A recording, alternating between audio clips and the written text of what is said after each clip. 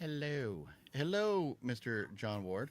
He- Hello, hello, Mister OGP.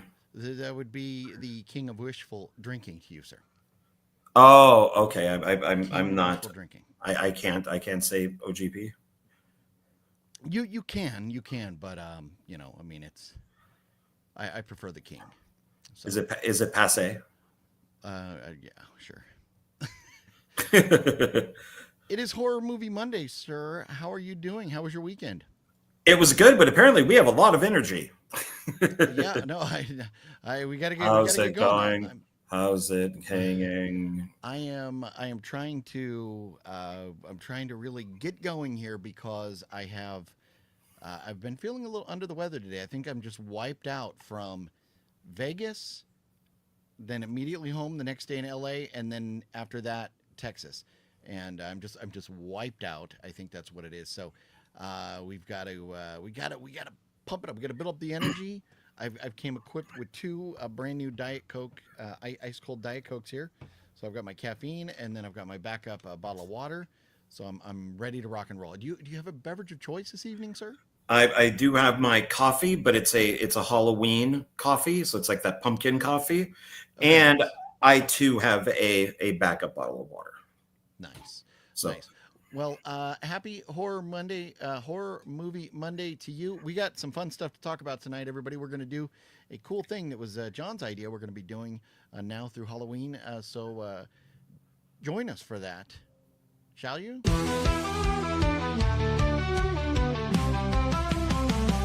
It's Horror Movie Monday, you already know. Chills in the air, and the tension's low. OGP steps up, setting the tone. Always in charge, yeah, sitting on the throne. Sean Ward steps in with a confident stare. Nipples getting hard from the icy glare. Bowser's in the back, creeping through the dark. Lurking in the silence like a phantom arc. It's Horror Movie Monday, lights down low. Screens on the screen, let the madness flow. We laugh, we jump, we scream, we play. Every week it's thrilling in a twisted way. What's your favorite scary movie? fuck you. Okay, well, I just went and turned my volume all the way up, and I turned off the automatic adjuster thing. How are we doing? Are we any better? Apparently, they can't hear me. John can hear me fine, right? I can hear you fine. Do I seem louder now than before the intro there? I think you sound louder, Okay. but Well, I'm not the hopefully, one who matters. we both matter in this, but It I is don't. I just our lovely peeps. I have no fucking idea. It drives me nuts. But anyways, let's talk. I'll just try and get barely hearing me. God dang it. Why I hear John fine. John hears me fine. I don't understand it. Um, yeah, I'm volume's all the way up. My levels are showing good. Loud and clear OGP audio is good. Okay. So yeah, I don't know. Maybe it doesn't like your time zone, Balzer. I don't know. I apologize. But I'm gonna go. We're getting deep in this microphone, baby. Oh yeah. Can you hear me breathe? Can you hear my nostril whistle? Oh yeah, yeah. Uh, Oh, oh yes. Oh, how's that audio? Do you like that? Can I? You want some good audio? I give good audio all night long. Oh yeah. Oh oh yeah. John, you came up with the idea to talk about these Halloween movies and to kind of go through the entire franchise between now and Halloween. Did you not? yes, yes. Yeah, you messaged me saying, "Hey, are you going to watch anything tonight that I might have?" And so I named off some movies, and then thought, "Well, wait, what if we just did the Halloween movies, and just did maybe like two a week, and then Yeah. just did as many as we could up to the week of Halloween, and just see where we end at." Yeah. So I'm looking at some of the comments from the um, audio issues there. So I think we're doing good though. But yeah, so John came up with the idea that because we are getting close to Halloween, of talking about one of the Halloween movies or to make it work in the 6 weeks that we have, doing 2 at a time. Now, there are 13 total Halloween movies if you count the new trilogy and the Rob Zombie too. So, will we go with all 13 movies? What say you, sir? What do you think? Are we going to go through all of them? I think so. I think we just keep Okay. going and going and going until we stop to the end of October. And that's if we're counting Halloween 3, and if we're doing everything, then the next week should be 3 and 4. Yes. So, we will be. We'll dive into these in a little bit. Here, I have Halloween 1, and if you didn't know, I posted on Instagram last night, and I know a lot of you may not want to follow me on Instagram because my Instagram account is not just horror movies. It's my Instagram account, so I do, talk about other things on there, and hopefully you want to join me and you don't mind, me deviating from the horror movie stuff. But if not, I understand. But I did post on Instagram last night that we were going to be talking about these two today. So that is going to happen. Also, this week coming up is Strangers Chapter 2 coming out. This past week was Him. John, did you go see Him? No, I like the trailer, but I've been hearing nothing but bad things. I did not like the trailer. I'm not the whole sports aspect to it. Kind of, turned me off. So I did not go see it. And plus, I left Texas Friday and got back home Saturday, and then what did I do yesterday? I watched a couple Halloween movies, and I think I just kind of slept in, and because I was just worn out. And then today, I just haven't been feeling so hot. But I've not gone to the theater in a couple weeks now, so forgive me for that. But I don't know that I wanted to see Him anyways. And I know, being a Horror Movie Monday show, we should watch these movies and talk about them. But it was just bad timing with everything else going on right now. So we'll get to that. But maybe we'll talk about it down the road or something. I apologize. Syphilis will wipe you out. Ooh, yes. No, you know what? I mean, I did go swimming in some swampy water. That had some kind of green stuff. I don't know. Maybe I'll come in with a big goofy eye and green and turn into swampy, or not swampy, Toxie next week. I would prefer Swamp Thing over Toxie. That'll be the Toxic OGP, Toxie OGP. There you go. So we have no new movie news or reviews. So no news is good news, says Gary Gnu. If you don't get that reference, sorry, suck it. But John has some pickups. I have some pickups in the way of Funko Pops. I also have some movies that I picked up out there in Dallas at the good old movie trading company that I'm going to go through. I have 10. And it's funny because they had a sale.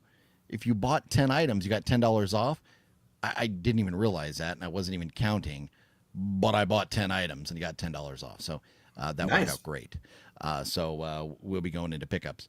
But before that, I do want to say hello to everybody. But also, before that, we got to talk about...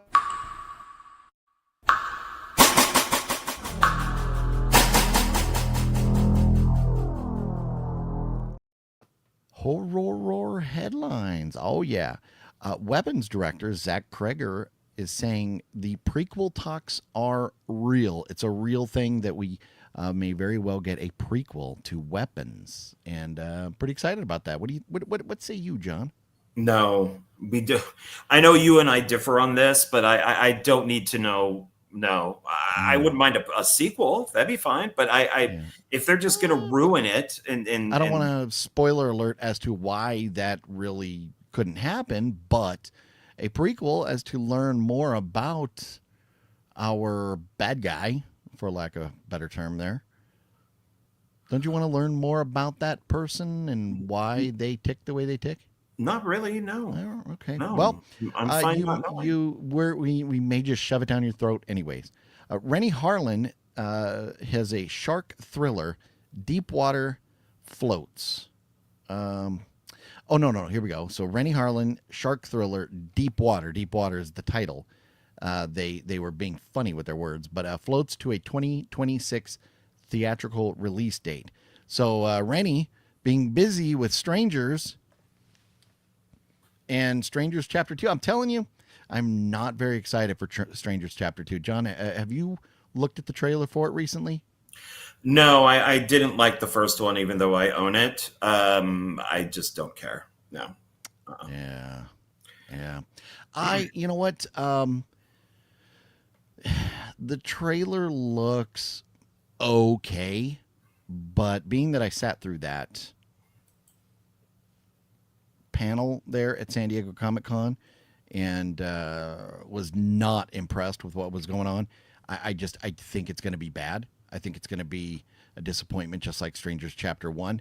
And then with that being said, I think Chapter 3 is also probably going to suck. Hopefully, Rennie Harlan and his shark movie or Deep Water. I don't know. Maybe it's not a shark movie. Maybe it's just a deep water movie or something. But hopefully he gets back on track with that. Rupert Friend, Kevin Durand, Jaden Martell. I don't know who Jaden Martell is, but Kevin Durand and Rupert Friend, we love them. Join Guillermo del Toro's The Boy in the Iron Box for Netflix. The Boy in the Iron Box, based on books co-written by Guillermo del Toro, has cast the people I just named in the upcoming. I'm guessing it's going to be a flick and not a show or something. But The Boy in the Iron Box, does that interest you? I've never heard of it, so I'd have to look more into it. Okay. That's just news, just posted today, so I haven't had a chance to really dive into it yet either. Let's see here. There's rumor that Hayden, I'm going to butcher her last name, Hayden Panettiere, is returning for Scream 7 as well. It seems like they're going to get everybody who's ever been in a Scream movie, aside from our Palestine supporters to come back. Otherwise, they've named everybody. So, and I saw something kind of cool. I never knew this before. I saw a little video clip that there is a cameo in the background of Scream 2 from, oh, son of a bitch, why am I drawing this blank? Who's one of the two killers in the first one? Matthew Lillard. Matthew Lillard, thank you. Matthew Lillard has a cameo. He's walks through the background of Scream 2. So, yeah, he's at a party. Yeah, exactly. Yeah. But he was just visiting the set, and he thought it would be funny to just walk through the party. Yeah, and that's great. But I mean, it adds to the lore or the idea that maybe his character didn't die. Maybe he's still around somewhere. Yeah. So I just watched the trailer for The Strangers Chapter 2. I mean, it looks okay. It looks fine. Yeah. It's I've seen a couple of reviews already. Inadvertently, they just popped up, but it's not sounding good. So and I was thinking, because the start of the trailer is her in a hospital. I'm like, it's all going to be Halloween too. But no, the trailer shows more than that. But we'll see. I'll watch it on streaming. I'm just not going to give it money in the theater. Yeah, it's funny. So at San Diego Comic-Con, Remy was talking about this one long shot they did in the hall in the hospital, where they follow her for such a long time. And then last night, I'm kind of jumping into the Halloween stuff. I'm watching the audio commentary from John Carpenter and Jamie Lee Curtis. Thank you, Jamie Lee Curtis. And they were talking about all these different shots. And if you watch the first Halloween, there are a lot of very long shots. The most famous is the shot where young Michael walks around the house, goes inside the house, kills his sister, goes back outside and everything. And that's not one shot. It's actually 4 shots, but they edit them together so well that most people don't know that. But they have a lot of shots like that where John Carpenter just holds on to the shot for a long time. So I don't think Remy's doing anything unique or new by doing this. And what I saw with sitting there with Fat Samurai Guy was, it seemed like they were trying to be, they cared more about the length of that shot than they did the quality of content. So I'm worried about that movie. One other thing that I wanted to mention, because I think it's pretty cool. The Conjuring Last Rites is now the highest grossing, and it's only been out for a month. It's now the highest grossing Conjuring film of all time in that entire franchise. It's passed everything else. So kudos to them for marketing the shit out of that. And I hope wherever we go, if it's a TV show, if it's a prequel, if it's a whatever, I hope they do it justice. So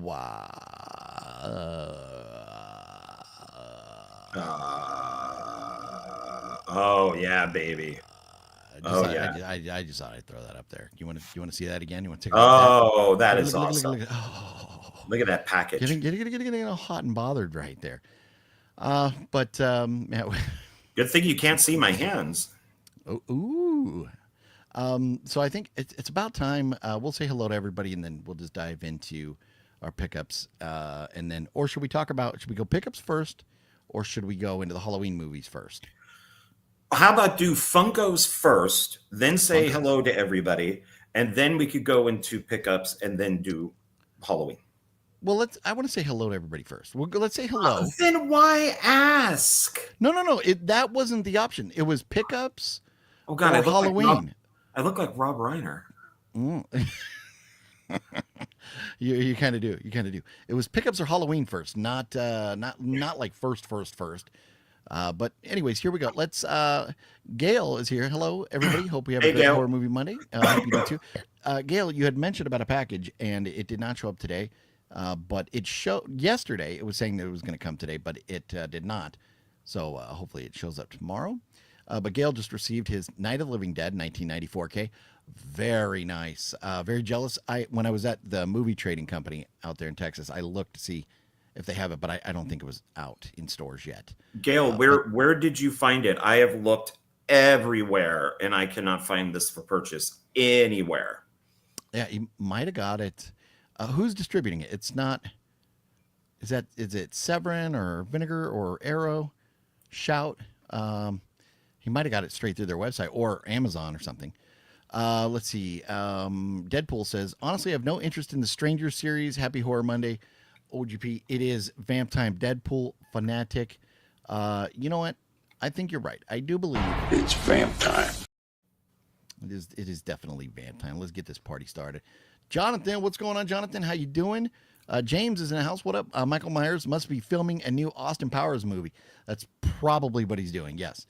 Antonis is in the house. What up, Antonis? Looking forward to Strangers Chapter 2. I thought Chapter 1 was okay at best.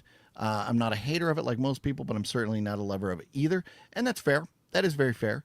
Wicked Network's in the house. What up? How you doing? And yes, rest in peace to Robert Redford, passed away a few days ago. And that was very, I mean, you know, I think he was 89, but still kind of a shock out of left field. You didn't expect that news. So, you know, and I mean, and it's kind of funny because Robert Redford hadn't done anything really that wasn't kind of like indie or anything in a long time. And then he jumped into the like MCU and did that at least one Avengers movie, right? I think it was an Avengers movie that he popped up in. Yeah. Do you recall, John? Yeah. And I haven't seen. Yeah, he's in one or two of them. It's like I think he's in, you know, like Endgame and yeah, whatever the other one is. The two end ones. Yeah. Okay. Mr. Bones, what's up? I have no idea what Boglins means. I really don't. John, does that you know what he's getting at there? Boglins kind of looks Yeah, like goblins, but yeah, no, don't know. Yeah. Mm. Let's see here. Sorry. Moving on. I hope everyone's doing well in the chat. I hope OGP and Mr. Johnny Fabulous doing well. Brent Good, Maniac thank you. doing very Thank well. you. Thank you. Yes. OGP should get rewarded for your funny thumbnails every Horror Monday. Well, I try. And today I wanted to do a little bit better, but I wasn't feeling well. So taking the time to put Michael Myers up in that door frame popping out, because the hospital shot that I used on the thumbnail was just like a whatever you call that company where you can get like professional pictures or whatever. So that was just like, it was a stock photo of a hospital, and I put Michael Myers back there and then put us in front being goofy. In honor of Halloween 2, because they can't find Michael Myers, don't know where he is, but he's at the hospital. How's GVAM? What up? Time to party. There you go. Scream Factory is releasing Day of the Dead. So Scream Factory. John, I think you have a connection over there at Scream Factory, or you did, right? I did. Yes. No more though. I am looking up the Night of Living Dead, and Gail said eBay for like $40. I'm finding nothing but foreign.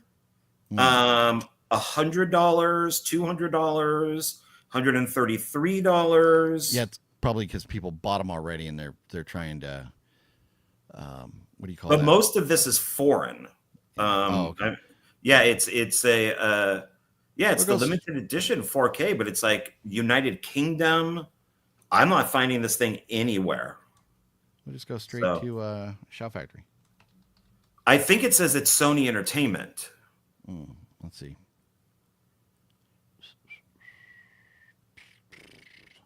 Well, Shout Factory is Day of the Dead. George Romero's Day of the Dead. I'm seeing that right here. Yeah, that's been released a couple times by them. Yeah. But not, I'm just not seeing, Yeah. I'm not really seeing anything. So I don't know. Yep. Not sure. I don't know. Jonathan says, what are your thoughts on The Purge? I thought The Purge is a pretty decent franchise. It was kind of fun. John, do you like The Purge? I love The Purge, and I wish it would really happen. I have a list already. Nice. Antonis loves the Halloween background so much. Very nice. It is nice. And we get past the audio stuff that we already kind of dealt with. Hopefully we're still doing good. Daniel's in the house. What up, Daniel? How you doing? Hey. Have you watched Jester from 2023? I did. I was not a fan at all. You haven't seen it, John? No, I know of it, but it just looked like a Terrifier. Kind of, yeah.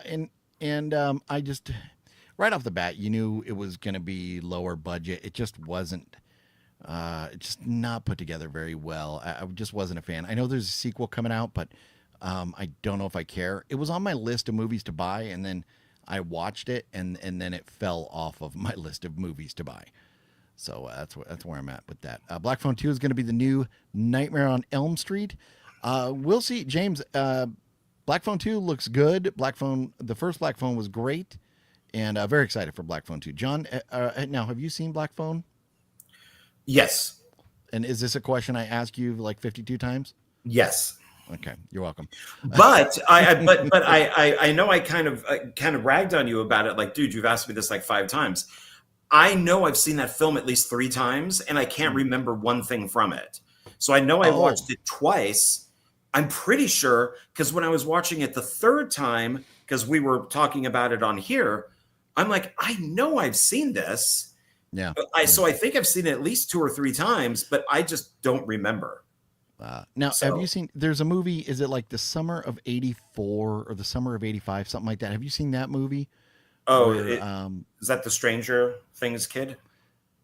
Who's one of the I don't directors remember. on that? No. That's a hell of a summer. Oh. But summer of, I think it was summer of 84 or 85, something. But it kind of has the same vibes as Black Phone, where it involves like kids and this weird dude and stuff. But anyways, that's a good one if you are looking for something. I enjoyed Black Phone. My biggest problem is why they couldn't find him in 5 minutes. I mean, it's if you know he's going around in a creepy van and he literally parks his creepy van in his driveway, why aren't you finding him? So Yeah. it's Well, did they know it was him though at that point? if I need to go back and well, rewatch it. well, I've only not seen it the once. him, but they know that he's driving up and kidnapping these kids. So you're Yeah. driving around trying to find these kids. You're a cop, and then you go past a house, and sticking out of the garage is a creepy looking van. I Yeah. think I would probably go, "Hey, Chief, there's a creepy looking van. We should check this out." And go check it out. It's just But- like I'm like, why did it take so long for them? They didn't need some psychic girl. They just But drive just- around. Just like John Carpenter said in the audio commentary for this last night, Okay. if Jamie Lee Curtis hadn't thrown the knife away, we wouldn't have a movie. So apparently, Jamie Lee was mentioning the fact that because she throws the knife away twice after stabbing him, and when she should just keep the knife so he can't get it or she can defend herself, but she throws it away. And then John Carpenter's like, but then we wouldn't have a movie. So, so it's I guess it's that kind of thing where we need that being oblivious to things, I guess. But Christian's in the house. What up, Christian? How Hey, you Christian. doing? Antonis, tomorrow we're getting Superman 2025, 28 years later, Mega 2.0 on physical media. Nice. Those are three that I'm going to have no part of buying. But thank you for sharing. If anybody else is interested, let's see here. Heard Barbarian maybe getting a release. Yes. I am like fingers crossed that happens. Barbarian would be one that I would absolutely love to buy. I would be buying it as soon as it comes out. I hope I can give The Strangers Chapter 2 a higher score than what I gave Chapter 1. Yes, I agree. I want it to be better as well. 13 likes, 26 watching. Everybody, yeah, if you would, please. Thank you, Mr. Bones. If you would hit that thumbs up button, it would really, it would fill my heart with joy. And I don't know about John, but it would fill my heart at least. John, I have would it fill no- your, you I have no heart. I have Son no of a heart. bitch. I have no soul. Prequel would not necessarily be bad, John. It No. would be a good thing, John. I don't mind prequels for some things, but I don't want to know these things because it never lives up to what you think. They always do some crappy, thing where it's going to be a different actress playing her because she has to be younger. It's not going to be that interesting. No, I don't know. And you have to, a lot of the times they retcon stuff, where it's like, well, that doesn't make sense to Weapons. Are they going to do another prequel to then answer this? So no, I can live with that. I would hope. Yeah, I would hope not. But we'll see. We'll see. I hope. I enjoyed the movie so much. I just want more. I'll take what I can get. I want Miss March too. That's what I want. Mr. Bones says, well, Hayden was in the last one, OGP. I'd like her back. Yeah, you know what? And that's right. Now that you're mentioning that, I remember. But it is, man, I've seen about, since that movie came out, I think I've seen over 200 or close to 300 other movies. So, yeah, forgive me for getting that. I was just reading news stories off of this website. Went to a yard sale and picked up some Wes Craven autograph on Scream DVD. Paid $3. It came with Oh, JSA. wow. Wow. Very nice, Gail. Came with a certificate. That's cool. That is great. Yeah, and JSA is very trustworthy certificate. Mario, what's up, Mario? How you doing? Hey. I love long continuous shots. It's rare to see a oneer in recent years. Yes, and even in the audio commentary from this, and I don't know what year John Carpenter and Jamie Lee Curtis recorded that audio commentary. My guess, because it seems like it was before Halloween 2018 came out, because Jamie Lee Curtis was talking about how she hadn't done a horror movie in like 20 years.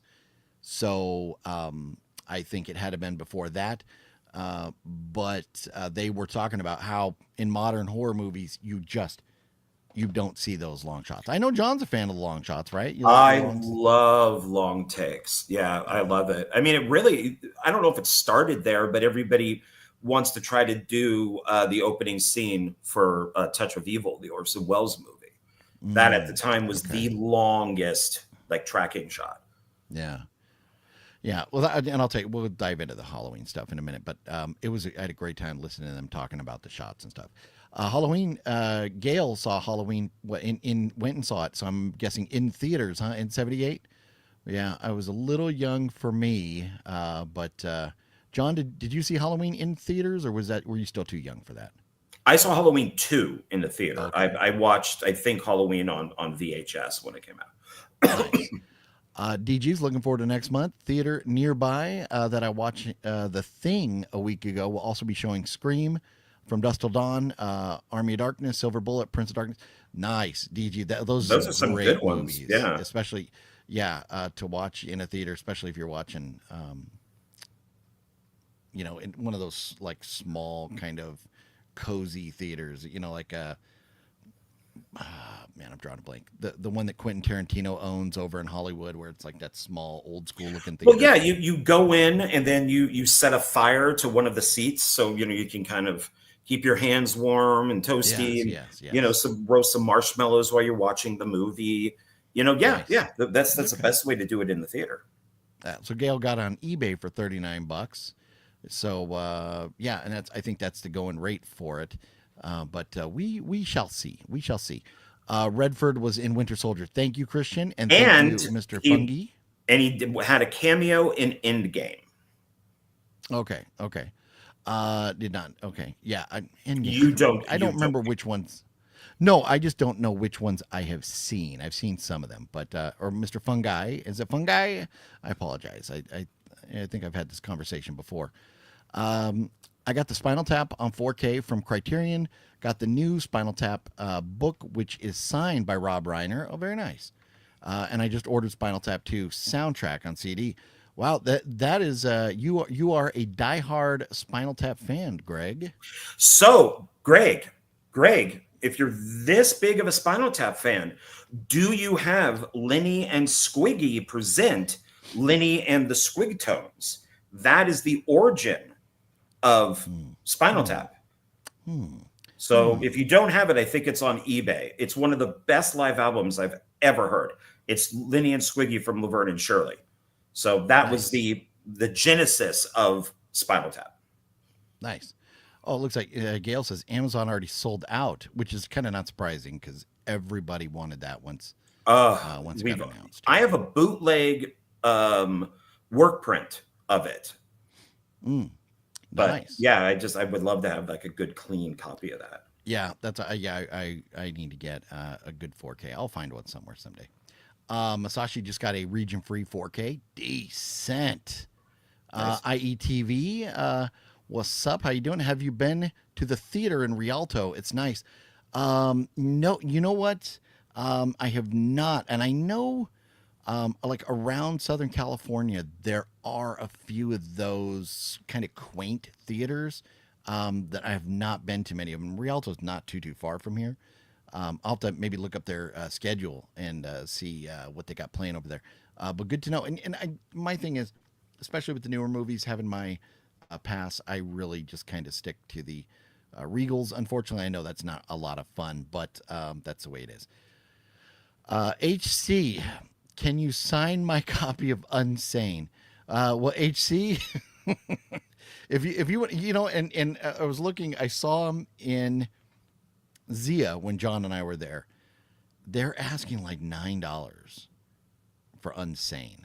And I was like, that is insane to ask $9. I tell you what, if you sign it to him and send it, I will give you my copy to send out. I only paid like $1 for it or $1.25. I don't care. Oh, yeah, no, well, and that's what I paid like $1 or $1.25 for mine. So I didn't mind cutting it up and throwing it in the trash. HC, I think you kid. Thank you so much for the super chat. If you really have it set in your heart that I sign your copy of Unsane, I can't make it. I can't guarantee that it will get out of here in one piece, though. You may receive it back, and it may look like a little puzzle inside the box.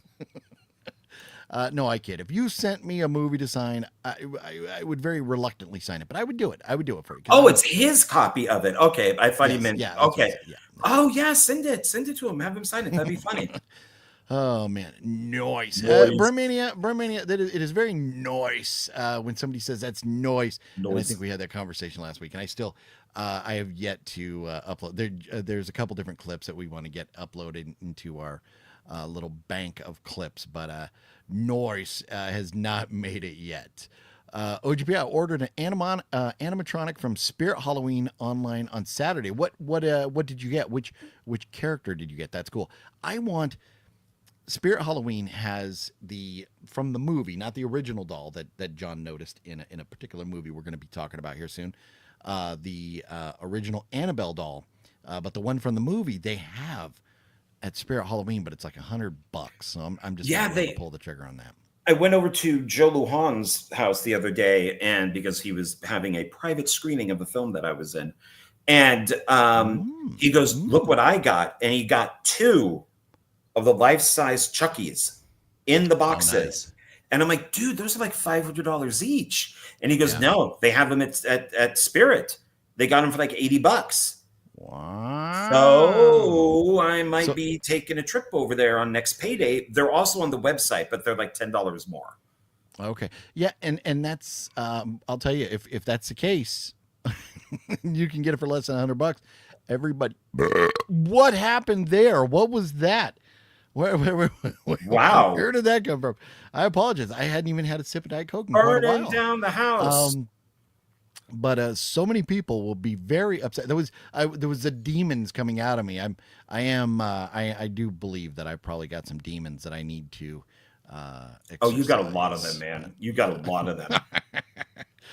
But so many people will be so mad if they spent like $400 or $500 to get one of those dolls, and now you can get them for like $100. I don't think these are like old ones. I think that these are new ones that were made probably for Spirit, and then so that's why they're so cheap. But if you bought one of the original dolls when it originally came out, it probably says something different on the front, and those are the ones. Yeah, like at Zia Records, I saw a couple for $500. So okay, huh? Yeah, man. Yeah, I'm probably gonna have to make a trip because I have not been to Spirit Halloween yet. So many people every single year. Oh, let's go we're gonna go to Spirit Halloween. We're gonna make the videos and we're gonna walk around. And my thing is like, I know that's great. And if we have our favorite YouTubers that we like watching, they're out and about and stuff. But like, I don't like, there's a Spirit Halloween on every street corner. I don't need to watch somebody's video about what they have. I'll just go and explore for myself. But I'm guilty. I've made Spirit Halloween videos in the past, and there's nothing wrong with that. But I haven't looked at them, and I haven't been to Spirit Halloween yet. So I need to get over there. We're going to try and knock out a few more questions. So if I miss a couple comments, I apologize. We're going to try and bang this out so we can get to talking about these Halloween movies, pickups, and Funko pickups. I've never saw Spinal Tap. Between you, gents, should I? I have never seen the first one either. John says yes. I say I don't know. I haven't seen the sequel, so I don't know, but I've seen This Is Spinal Tap like 4 or 5 times. I even saw it in the theater. And I do have a bootleg work print copy of it that's 4 hours long. Poof. Yeah. That's a lot of movie. That is a lot of movie. Yeah. John, I will have to check the Lenny and Squig Tones. It's my next step. Well, there you go. It has got some great music. I mean, they're really good.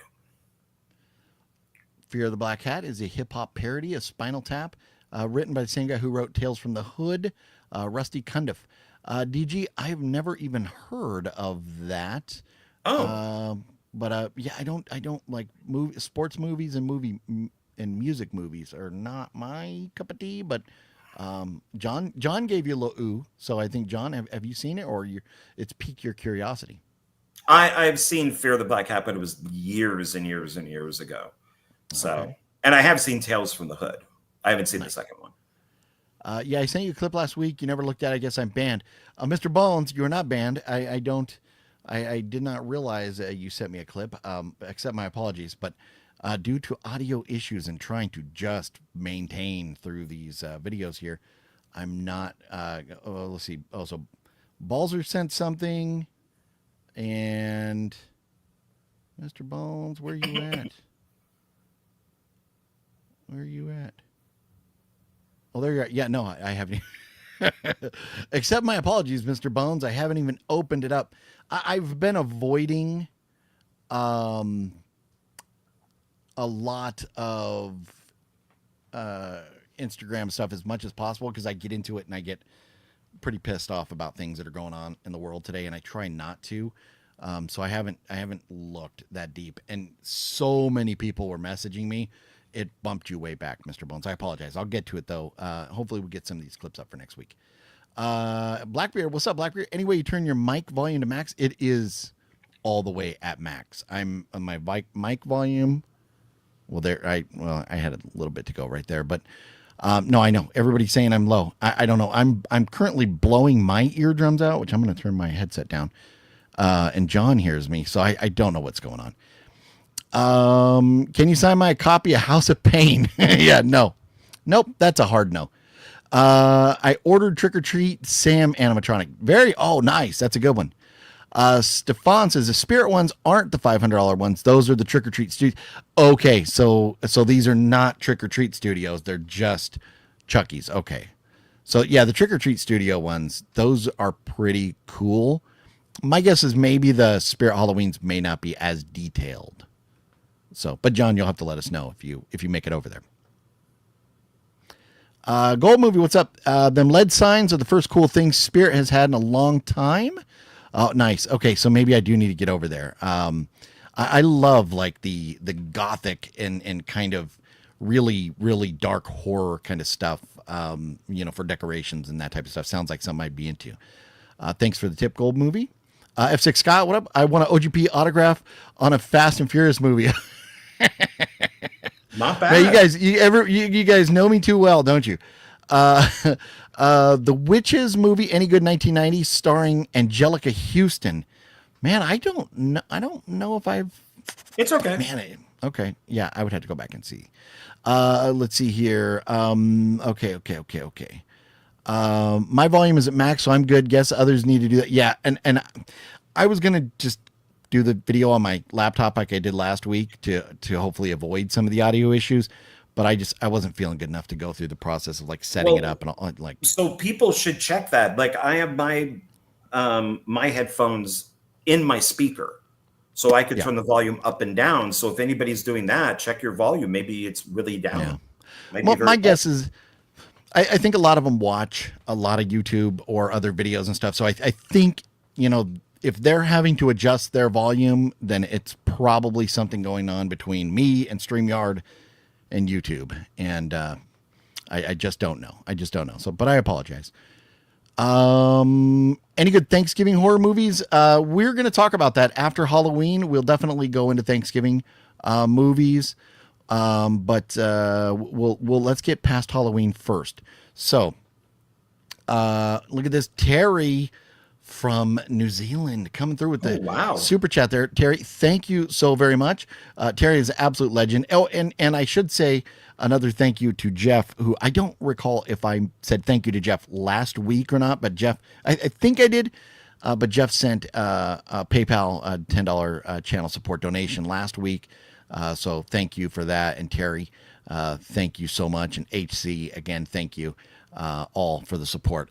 Means a lot to me. It really helps us, get out and do some fun things that everybody hopefully enjoys. So here we go. Terry saw the Mandalorian and Grogu movie trailer today. Looks good. Nice. Are you shaking your head no because you don't want to see it or because it does not look good? What is your thoughts there? I watched the trailer twice and I don't think it looks good. What? Okay. All right. I've not seen it yet. I have not. It just looks like a 2-hour episode of the show.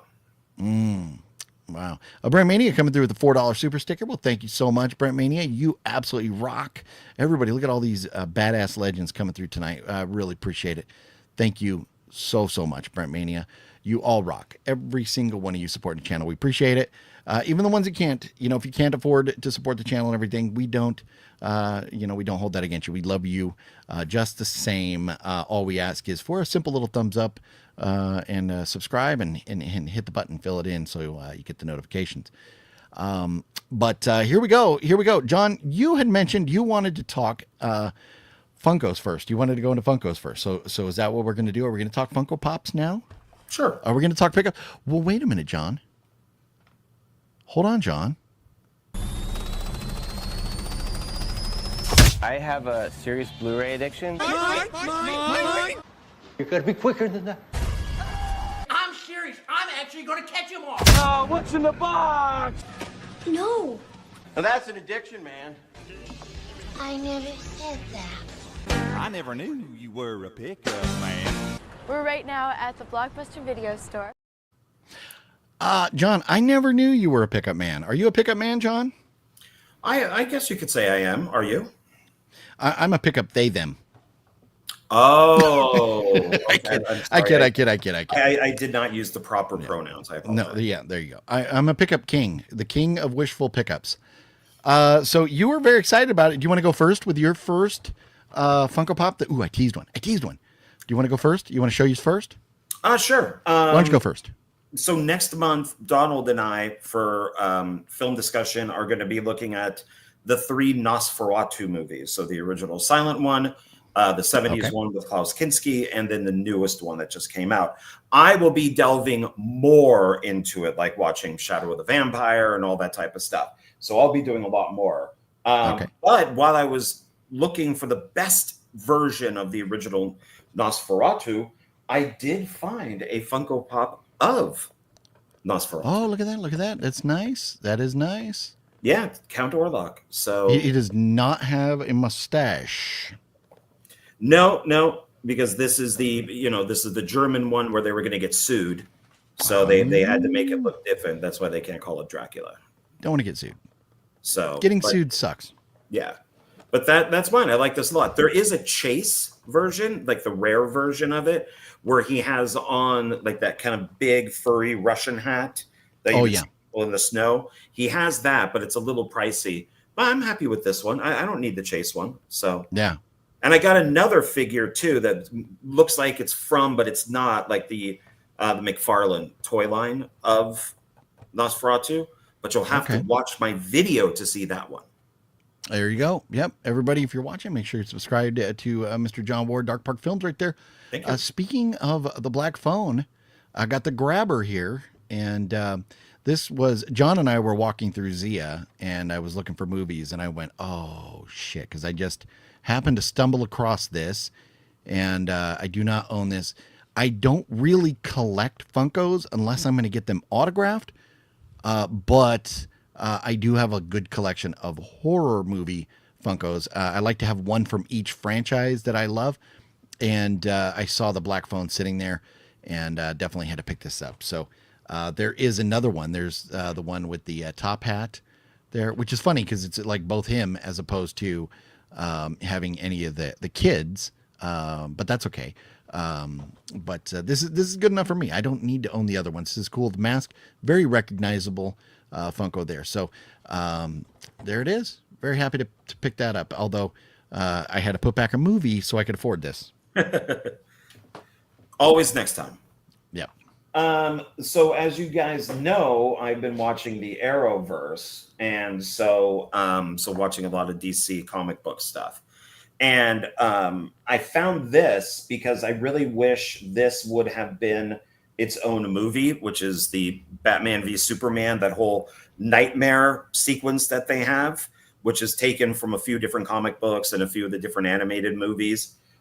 So this is Nightmare Batman, which is the one with the overcoat. He doesn't have a gun. No, he does have a gun. No, he doesn't have a gun.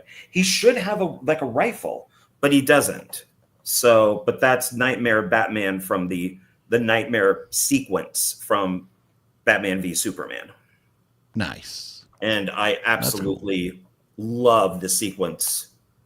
So I really wish that they would have done something because it was interesting. It was much better than the movie itself. Interesting. Well, it's a very cool Funko. It is a very cool Funko. One of my favorite horror franchises of all time is Saw. And so when I saw a Jigsaw, I had to pick this up. I already have, in fact, I have one signed by Tobin Bell, and I've got a poster signed by Tobin Bell, another poster signed by Shawnee Smith, but it's the other Jigsaw. I think, well, no, it's Billy. I think it's Billy. So to actually have Jigsaw in the collection now is very cool. And I don't know, because Tobin Bell's getting up there in years. I don't know how many more conventions he's going to do. I don't know if I'll ever have a chance to see him again. But if I do, I most assuredly would try to get him to sign this. Even if I had to drop another $100, I would love to have his autograph on the actual Jigsaw. And this outfit's cool because I love in Saw X, we see Shawnee Smith wearing this outfit. So it's just an iconic look from the franchise. So I love this very much. And you have in this collection here, you just have this particular Funko and the giant Billy. So and I just don't have room for the giant one, so I would never purchase that. But there it is, Jigsaw. So that's my cool. 2 Funkos. That's and nice. now, and I have my cases here all prepped. I didn't put them in the cases yet because the glare would have been a lot worse. But they're going in the cases right now to protect them. So there you go. John, was that all the Funkos you were going to show this evening, sir? Yeah. I mean, if you get more, I could show some more next week. So Yeah, it'll depend on when I go to Zia Records next. You bum, dragging me to Zia Records all the time. I can't go there. It's the money. It's the money. Heath B, what's cracking, homeboy? Hey. Balzer, not a fan of the James Gunn Superman. Was a I'm halfway through it on HBO. I saw it in the theater. I do like it more this time. You just kind of have to get used to it not being the dark Henry Cavill Superman. You have to. This is more of the bright Christopher Reeve one, even though that Superman, Corn Sweat or whatever his name is, he has like a weird last name. Oh yeah. I there are things I really question with this. And I hate Sweaty Corn, man. I'm not a fan of Sweaty Corn. no, Sweaty Corn is not good. No, not at all. So Cream Yeah. corn, I'll take. Popcorn shrimp. what about corn in your poop? No, cornhole the game. We could do that. But no, we don't like that. Oh, okay. John, do you have any movie pickups to show at all this week? No, they were all comic book stuff that I've picked up, so I didn't think really people would be interested. So Okay. I have none. Then since we're on pickups, I'll go through mine really quickly before we dive into the Halloween movies. And these are movies again that I picked up at Movie Trading Company in Dallas. I messaged Robert C., but I guess we just weren't able to connect. So unfortunately, I did not get to see Robert while I was there in Dallas. But I checked when I was, because I wasn't even really sure I was going to go to Movie Trading Company, and then I had some time to kill. So I was like, well, you know what? And so I checked, and Robert hadn't seen my message yet at that point or something. So I was like, well, okay, I'm just going to go over. My brother was with me. We had a little bit of time to kill before we picked up my niece from school before her t-ball practice. So we walked through Movie Trading Company, and I saw a clearance bin. And John, you know me in clearance bins. You know you in clearance bins. We love to thumb through the clearance bins. Now, those two in Vegas at the Zia over on Eastern, you see a lot of the same stuff. They do put new things in there, but this was an entire new display. So many of these movies I'd never seen or heard of before, and so all of them were 50% off. So I was just like, you know what? I know, and I've said I'm not going to be buying movies unless they're like on my list or this or that or whatever. But so many of these looked fun, so I was like, you know what? Why not? What the hell? So I have no idea what you purchased. So no, I know you don't. I did not share with you. Yes. Nobody knows the trouble I've seen. Panzer. Have you seen Panzer, John? No, but I own it. Okay. $5.99. So I paid $3 for this. And it's like, World War II Nazi horror movie. Those can be a lot of fun. I know nothing about this one. Who knew Nazis were so much fun? Right. World War II's darkest secret is finally revealed. There you go. So Panzer, we'll check it out. And then for $4, because this was marked $7.99, I paid $4 for Killer Instinct. Oh. And I loved this artwork. Yeah, it's cool. And Corbin Burnson. How about them apples? Corbin Burnson. And it's also got Dee Wallace in it. So Corbin Burnson and Dee Wallace in Killer Instinct. Are you familiar with this movie, John? Yes, I do not own it though, and I have not seen it, but I do know of it. Okay. I know the box cover. It says, "Welcome to the asylum. You don't stand a ghost of a chance." So there we go. So definitely have to check that out for $4. Why not? This one looked fun. I like the artwork. My guess is it's probably gonna be terrible, but the artwork sold me for $4, and that is Sideshow. Oh, I know of that. Yeah. Okay. I think that's like Fred Olen Ray or somebody directed that one. No, directed by Michael Diana. Oh, I don't know that. Yeah, it's definitely a lower budget looking film. Oh, well, it's from Lionsgate. But the most twisted show on earth. And as far as the cast goes, I know nobody. I know none of the names in that. So, Sideshow. So it was $4. Okay. But that artwork looked kind of cool. Yeah. So It's a good that cover. guy on the back right there too. So in Sideshow kind of felt like a carnival or circus or something like that, and those those type of movies can be fun. This one, a Severin flick that I don't know. Maybe I could have found it on Blu-ray or something somewhere. But this was a Severin flick. I'd never heard of it before. It is The Astrologer. Oh, yes. I own that one. Yes. Nice. Okay, yeah, from Yes. the director of The Exterminator. I am a massive fan of that director. Yes, he's a very overlooked and underrated director. I went full fluffy gamer when I saw this, and I said, "Oh, the astrologer," and then I was like, "Oh no, that's the astrologer." throwing Fluffy under the bus. Throwing Fluffy under the bus that's driving down Decatur Boulevard there in Vegas. I still can't find that straight. Well, you can't find Decatur. It's out No. there somewhere. Yeah. So directed by Francis Romero, and director of photography is Francis Romero. Directed by Jim Glickenhaus. So there you go. Yeah, he is recognizable name there. awesome. He is so good, and nobody knows of him. This one right here, I was like, whoa, birthday. I like birthday movies. I like holiday movies. I like birthday movies. Unhappy Birthday. John, have you heard of Unhappy Birthday? Not at all. It's a very unhappy birthday. Let's see. Let me read.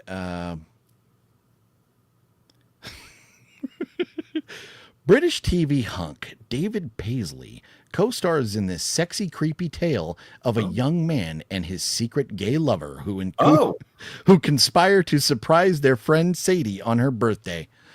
Here it is. We'll see how it goes. Birthday? Unhappy butt day. But there it is. Unhappy butt day play. Unhappy butt play day. I'm guessing you just went off the cover. was You six like the months. birthday movies. Yeah, well, it was and the- then you the bought title. it, and then got Unhappy home, Birthday. and you're like, what the hell? Yeah, no, I read that and I was like, well, maybe that doesn't sound like something that I would buy. But I'm willing to give it a watch. I don't, the gay stuff, unless it's an agenda, I don't want to watch something with an agenda telling me if I'm not gay, I'm bad. I don't want to see that, but I can watch a movie with gay people in it. That's fine. So we'll see how it goes. In fact, there's one with Brian Cox and Lisa Kudrow and Edie Falco and oh man, I'm drawing a blank on his name. Uncle Hank from Breaking Bad and whatnot. Those four are in it, and it's about they're the parents, and they have two sons that are getting married, and they invite them all to the house. I saw, I think with Justin, we went and saw a screening of that like 4 years ago or something, and it got delayed. It finally came out. It's on HBO if anybody wants to see that. But Unhappy Birthday. There we go. Paid $3 for that. This, I'm just rolling the dice because it was $2. And John, this is an asylum flick. It is called The Beast of Bray Road. For years, an unidentified creature haunted the backwoods of Woolworth County. Then one night, it came to town. Whoa, whoa, whoa, whoa, whoa, whoa, whoa. Have you seen it though? You own it, but have you seen it? Yes, I've Okay. been a fan of the Asylum off and on for years. I did ask the director Lee Scott if I could interview him for One Filmmaker, and he ghosted me.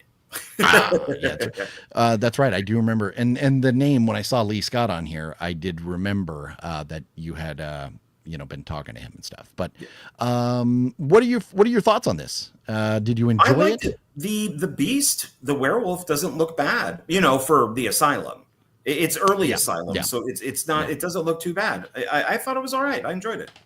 Well, good. I think Lee Scott has made some good films for the Asylum. So he more of the early. And the thing is, back in the day, 20 years ago, I think they had a different MO. The Asylum wasn't just a factory of cranking them out. I think there was maybe a little more passion put into the projects. Look at this. The wet one is here. Wet it's funny. one. I got suggested, like scrolling online.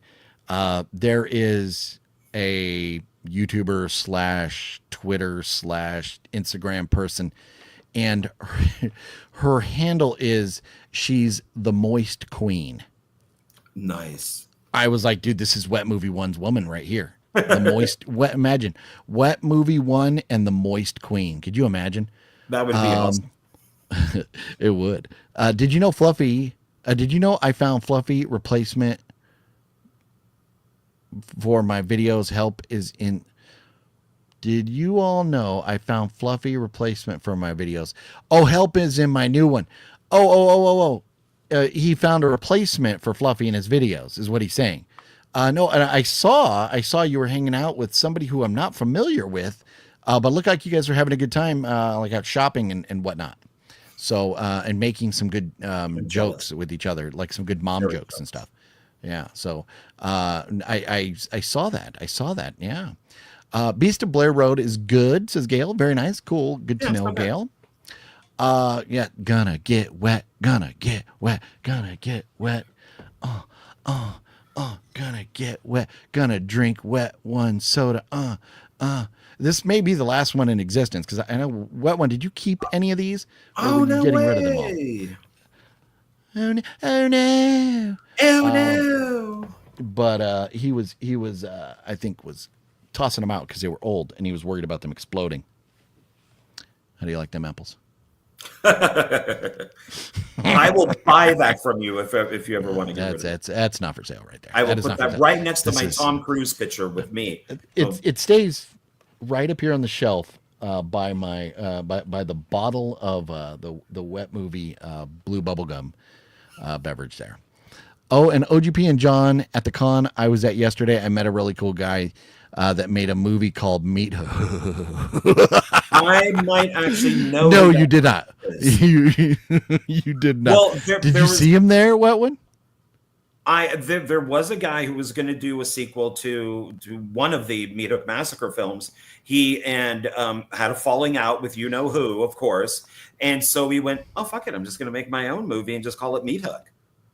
So it might be that guy who, and of course, every once in a while, I do get that private message going, "John, you were right." Yeah, no, and I believe that, but I do believe that Wet Movie One is talking about Dusty. He probably ran into Dusty at the con. Oh, Ew, brother, oh ew. no! Oh, wait, you saw Dustin Ferguson? Brother, Ew, I don't know about that. I was trying to man. avoid the name. Yeah. Yeah. Seems like a good dude. We were both talking shit. Oh, okay. No. So it was not Dustin. It was the other guy. Looks like I don't know shit about fuck. I don't know shit about fuck. I think I know who that is. Yeah, because he messaged me, and he was another one of these guys where I warned him, and he's just like, "What are you talking about?" And I'm like, "Okay, dude." And then 6 months later, a year later, dude, you were right. That's funny. Yeah. And the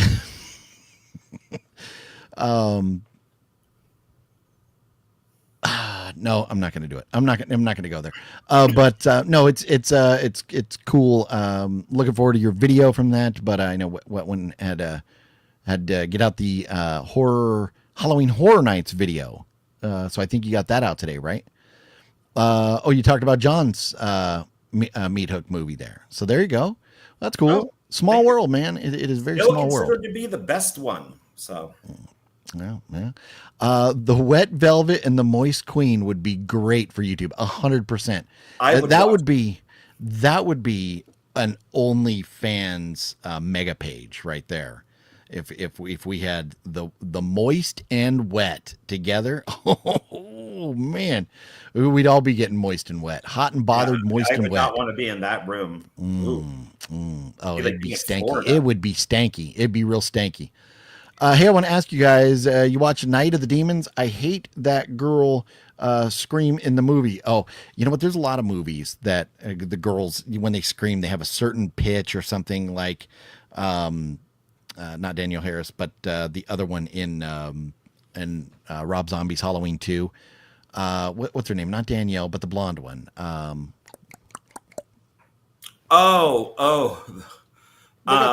They got the chat together. Taylor Compton. Yeah. Scout Taylor Compton. Yeah. Yes. Thank you. Yeah. No, she's fine. I love her. She's great. But her, just that scream, it just goes on and on and on and on. It's like, bro, enough. Rob, what are you doing, Rob? What are you doing? What do you, maybe he did that to her because he had to make her look bad because she couldn't outshine Sherry, right? She couldn't outshine his wife. Nobody can outshine Sherry Moonzavi. But to be, let's see, but in the HorrorCon video, I got to interview some of the director of the Saw movies. Saw that, yeah, what movie one? The guy that directed like Saw 2, 3, 4. I think you mentioned. Very cool stuff. Yeah. Well, but good to see you, Wet One. Love you, baby. Always good to see you, honey. Oh yeah. But let's get through. I have 4 more pickups to go over before we dive into the Halloween stuff here. So for $3, because this was marked 6, this one I'm very happy about. I don't know anything about it, but it has Rutger Hauer, and I love me some Rutger Hauer. Hemoglobin. Oh. Yeah, look at that. Rutger Hauer, Hemoglobin. No, it looks like a vampire flick. Hemoglobin as in like blood. Looks like a vampire-ish flick. And there we go in the back. Very, very cool 80s vibe looking from the pictures there. Nice that there's not like a ton of stickers all over these, Yeah, I think this says 1997 actually. So one of the things that I really like about the movie trading company out there in Dallas, and there's several locations, but they put plastic wrap over them instead of tape. So note to Zia Records, can we wrap them so we don't have to sit here and John and I don't have to like peel off tape and damage the case? Yes. As we're doing we're sitting there in chairs trying to watch a movie and we just have we're just trying to get that tape off and that sticker. And they do put their stickers underneath the plastic so you can't peel the sticker off. But that's okay. It's just the one sticker that has to come off of there. So I left them on here so I would remember how much I paid for everything as we're talking about it. But $3, as Fluffy would say, 3 doll hairs for Hemoglobin. Rutger Hauer, Roy Dupuis. I don't know. But it says it's from 97. So hopefully it kind of looks like 80s, but maybe it's just because it's 90s or something. But excited to check that one out. You're good on spelling, homeboy. I know, like trying to type and stuff is tough on your phone and everything. Don't worry about it. OGP, you like Blind Fury? It's pretty damn great. Oh, that's a good movie. I don't remember Blind. He plays the blind samurai warrior. It's modern day, but he's blind. He's got the sword. With Rutger Hauer? Yeah. Yeah, I think I own that. I think I'm not sure. It is on a like a 2-movie package. I think it's with, what is it, Doom? Something Doom. Okay. It's an Albert uniform. Okay. Yeah, I'm not sure. I would have to go back and watch it. Blind Justice is good. Okay. Well, Blind Justice or Blind Fury? I'm sorry, Blind Fury. There you go. Okay. The Devil's Restaurant. Have you heard of the Devil's Restaurant? Yeah, some of these were Dollar Tree. Yeah. Okay. Well, this was $2, so I paid $2 for this. So I didn't get, and it has 2 bonus movies: Toe Tags and How to Be a Serial Killer. So 3 and 1. So this is probably actually going to go, instead of in my alphabetical order, it'll go up in my collections. But The Devil's Restaurant, have you seen it?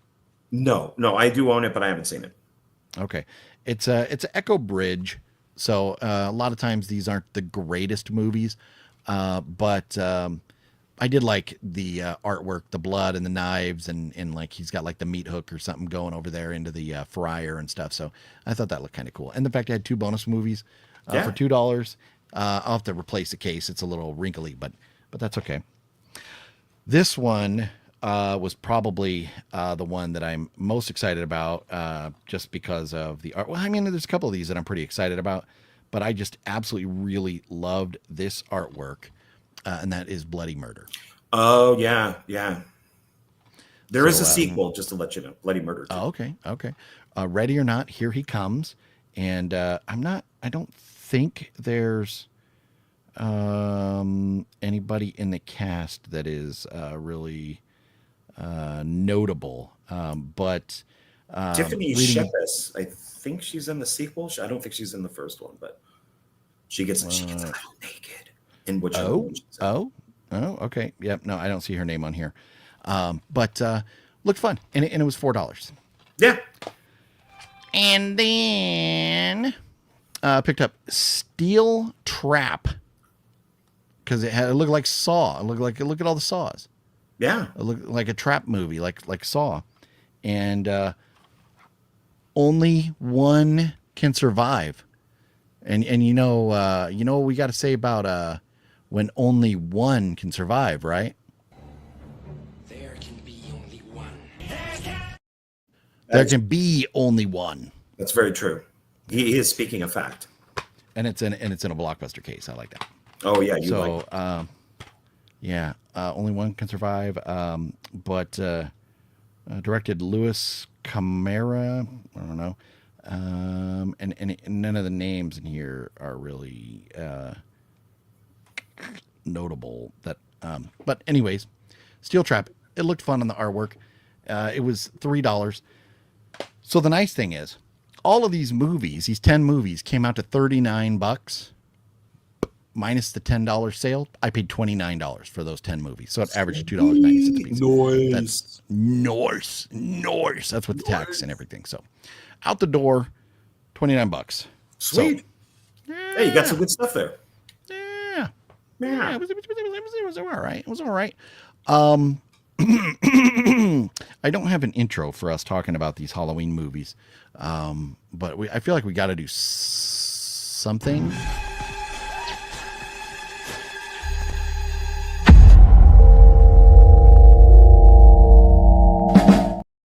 And while this is not a new movie release, these are the Halloween movies. And if you joined us a little bit later, we had mentioned that between now and Halloween, we have today and then 5 more Mondays.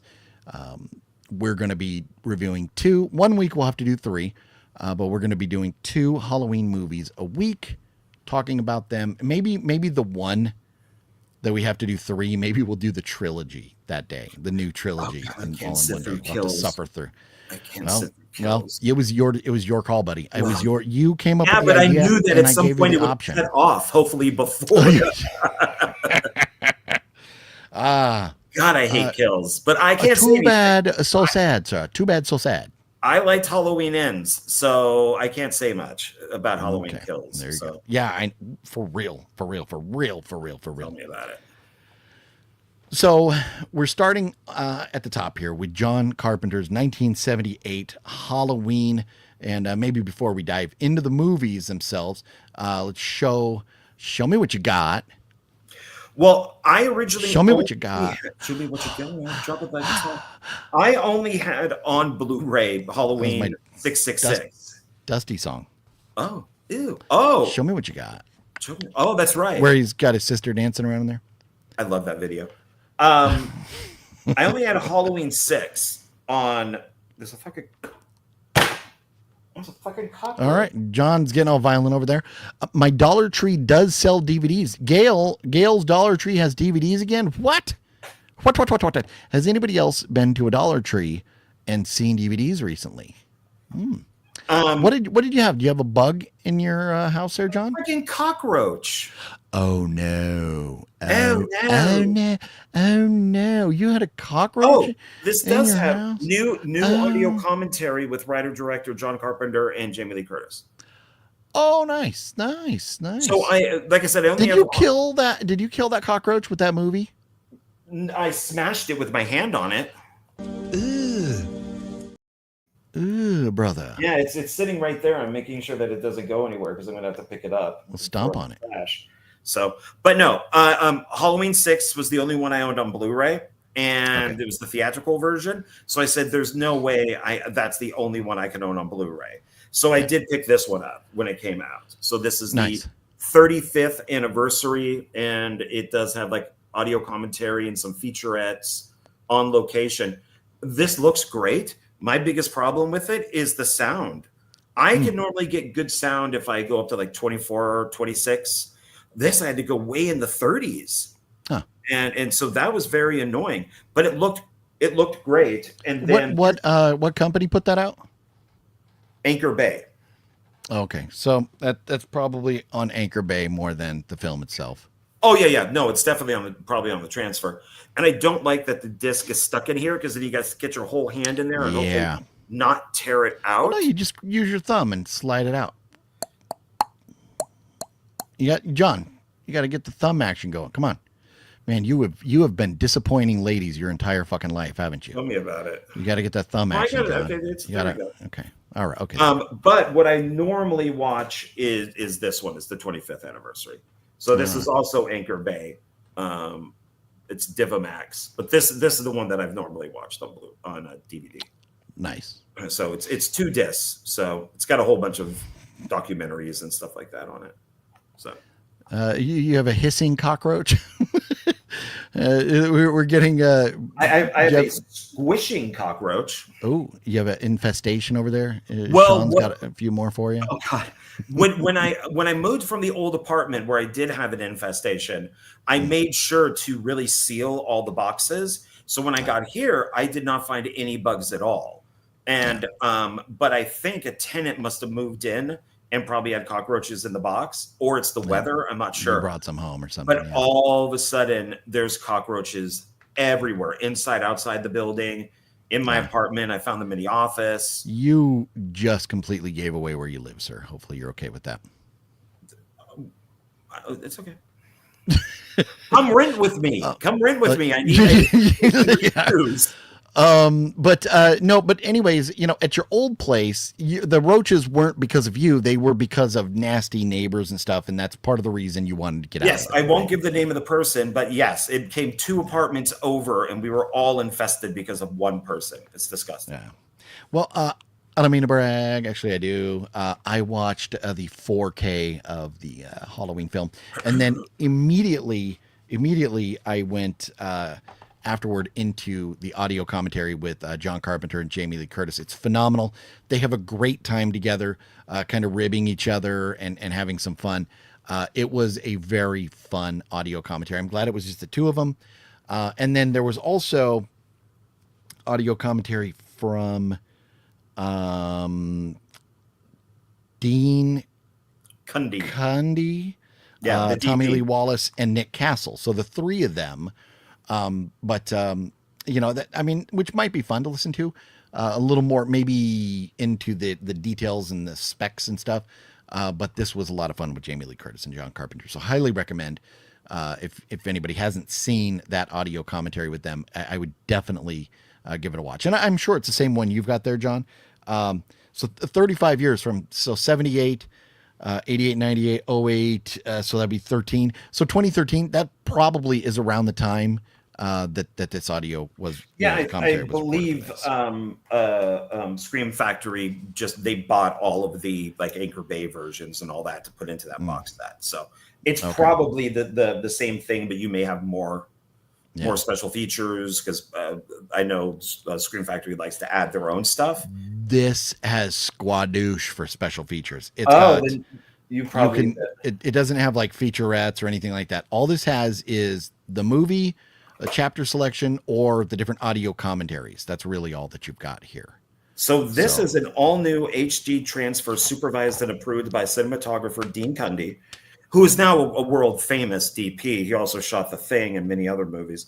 But it's new audio commentary with director John Carpenter, Jamie Lee Curtis, new The Night She Came Home featurette, which I'm guessing is Jamie Lee Curtis, who they're probably interviewing, On Location 25 Years Later featurette.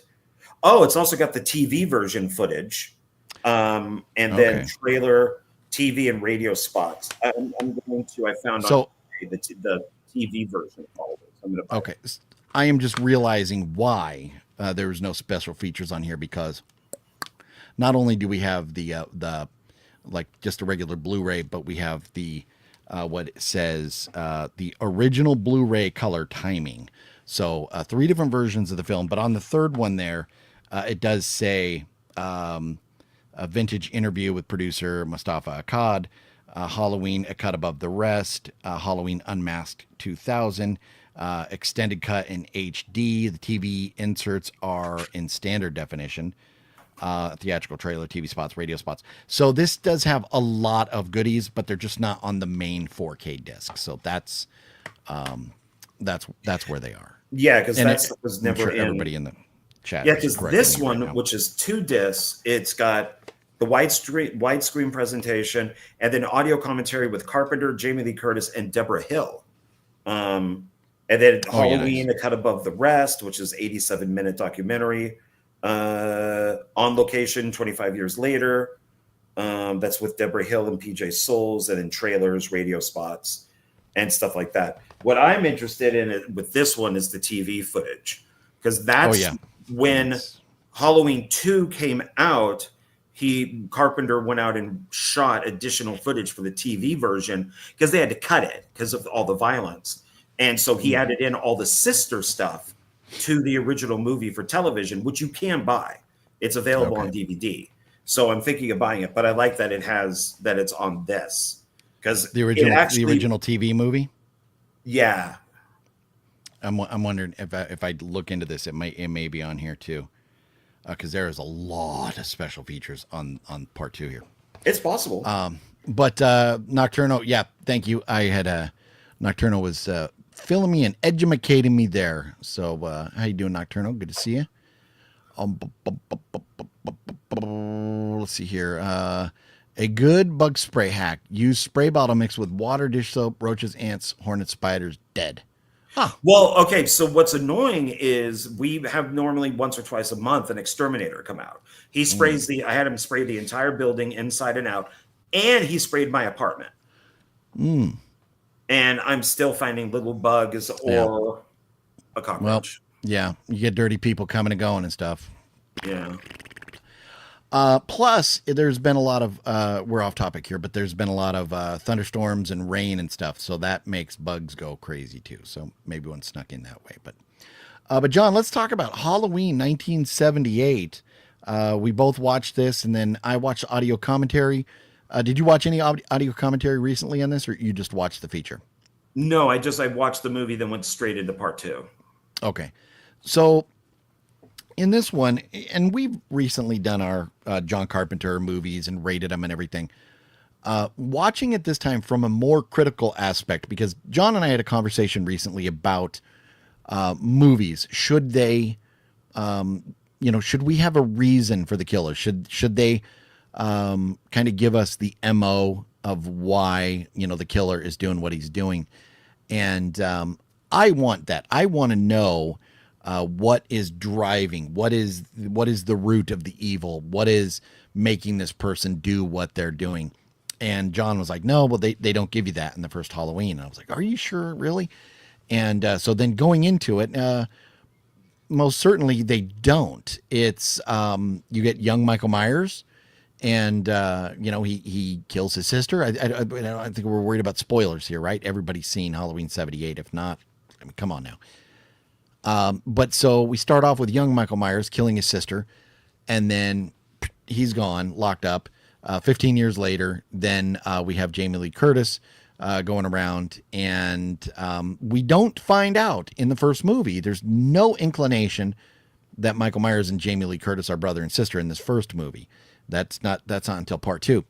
But Michael Myers escapes from the asylum, and then he's, for whatever reason, well, he wants to go back home. I think that's what it is. He goes back home to Haddonfield, and they find evidence that he was in his house, and then for whatever reason, he is now after Jamie Lee Curtis, after he sees her with Tommy out in front of the house. Now, to me, and John and I have different theories on this, and there's, you can argue. In the audio commentary on this, John Carpenter does say that he mentioned that it's kind of funny that people are always looking for clues of what's going on, or, whatever he says exactly. And there's nothing there. It's just, the movie is basically, you take it at face value. But for me, the idea that he has come home, he's in his house, and now he sees little Tommy, who looks just like Michael Myers did when he was a kid, little blonde-haired kid, and he sees him with the older sister, who's now about the same age that Michael's older sister was when he killed her. And then Michael starts following them around. And it's like, now it's become his MO to kill Jamie Lee Curtis, to kill Laurie Strode. But we don't really get any reason why. That's just my guess, is because he killed his older sister, and he sees that little boy with an older sister, and he wants to kill the older sister. And then he sees other, girls or whatever. And it's kind of like people getting in his way. He's going to kill them to get to Jamie Lee Curtis, but they don't emphasize that so much in this. And so really my theory, I've boiled it down, and what I think in this movie here, Michael Myers, he really wants to kill anybody that has boobs. And when the boobs come out, that's when they're going to die. If you notice, PJ Souls, she has the sex scene in bed. That's when she gets killed. The other girl, she's with Nancy Loomis, right? She is, she spills a coffee on herself on the phone, takes off her clothes, puts on that shirt. But you get side boob, and then she's kind of a little reveal-y in that shirt. And then he kills her. And then the sister. So all three of the girls killed had boobs exposed. And then we get to Jamie Lee Curtis. And now John brought up a very good point, that Jamie Lee Curtis gets nowhere near exposing a boob. And in fact, she had one change of clothes in this movie, wore 2 outfits total the entire movie. And I love in the audio commentary, she says for her clothes, they went to JCPenney and they just bought clothes to make her look like an average everyday girl. And I love that. They talk a lot about how this was shot guerrilla style. The car in the driveway with the Strode Realty sign on it is John Carpenter's own personal Cadillac. The car that Loomis drives up in the cemetery is one of the other, production people. It's his car. So they made a movie. They made this movie, obviously with a lot more money than John or I or anybody we know has made a movie.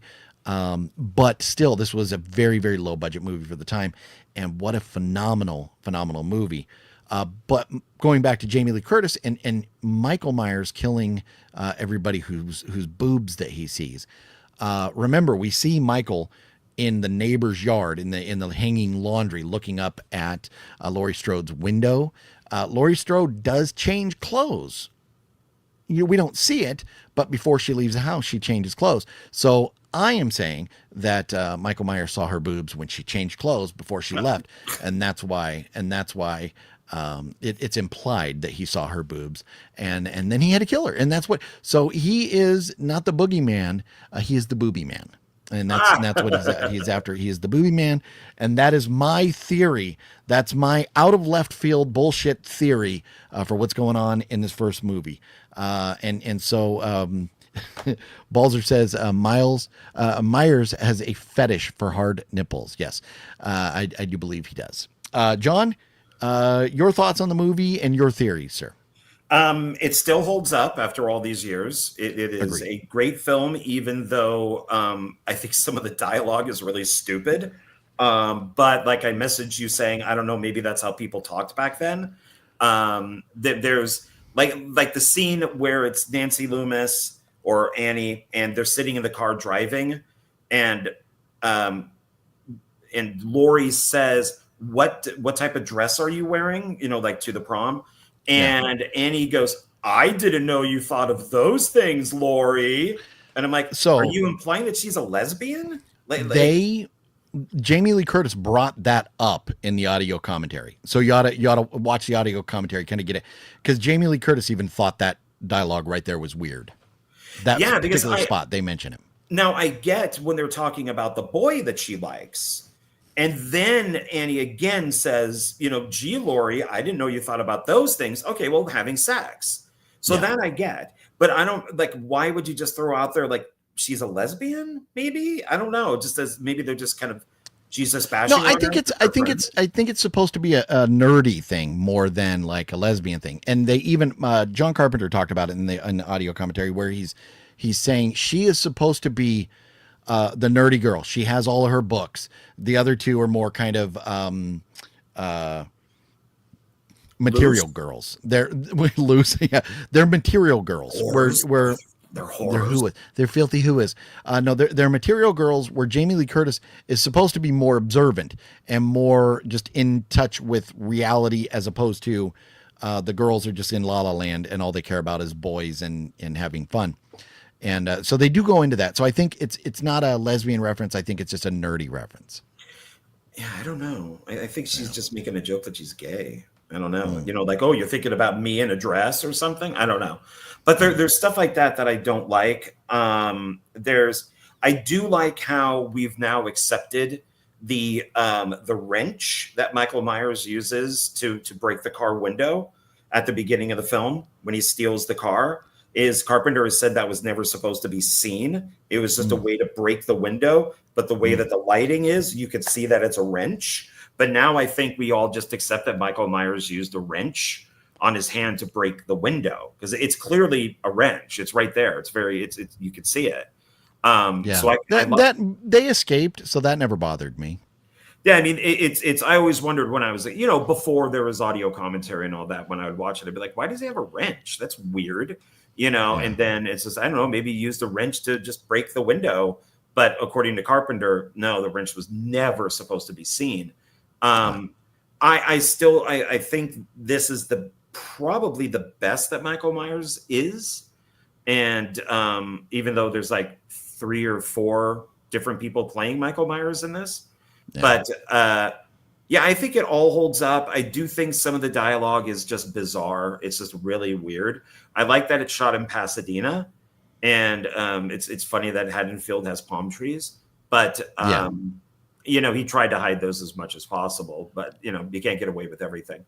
No, he does, and he brings that up in the audio commentary too. That Jamie Curtis is given in the audio commentary. She gives him a lot of shit she's like, it's fall, John, and all the trees are green, John, except for these brown leaves that are blowing at me.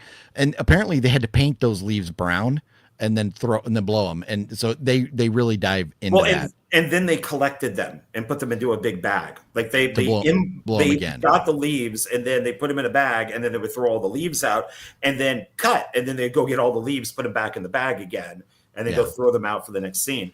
But my theory on this is, which I have 2, is that it's attention, is that Lori and Tommy go to Michael Myers' house because she has to drop off the keys.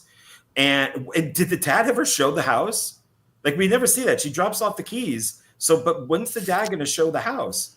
What was he going to show it that day? Because I mean, everything happened on Halloween. Yeah. So maybe he was going to show it the next day or something. So did he get to show it since the cop knows that there's a dead dog? Yeah, we never went back there. Never find out. But I think because he sees Lori, he sees Tommy, but he's more interested in Lori because they both separate to go to different schools, and then he kind of watches Lori who's singing the song, and I think that he's more interested in her because he does stalk her and follow her, but I don't think time-wise it works. Then when he goes to Tommy's school, when he gets out, and that's when the bullies, crush his pumpkin, and which is still a great moment when that one kid just runs right into Michael Myers, and he's just holding him like that for a second. It's such a great thing. So I think it's about attention, and because Michael is following, then it was, Laurie, then you got the three girls, and the one says speed kills, which I think is once again a weird thing to say, but because the guy is, when he drives past them, he's not going very fast. But when he takes off, he starts to haul ass. Well, yeah, but when he drives past them, and then Annie says speed kills, the car's like, but it's going faster than what it is driving past them. But so now I think he has seen all three girls. Now they're all in his, his view, and then he ends up following Annie and Laurie to the houses that are across the street. So he's just like, jackpot, I can go kill here, I could go kill there. And then of course with Linda, if she had never shown up, if she just like went to a hotel, she would have never been killed. So she was just kind of, she was just a like a bonus kill. Even though, so Michael's like, oh, there's the third chick. Okay, good. Now I can get her too.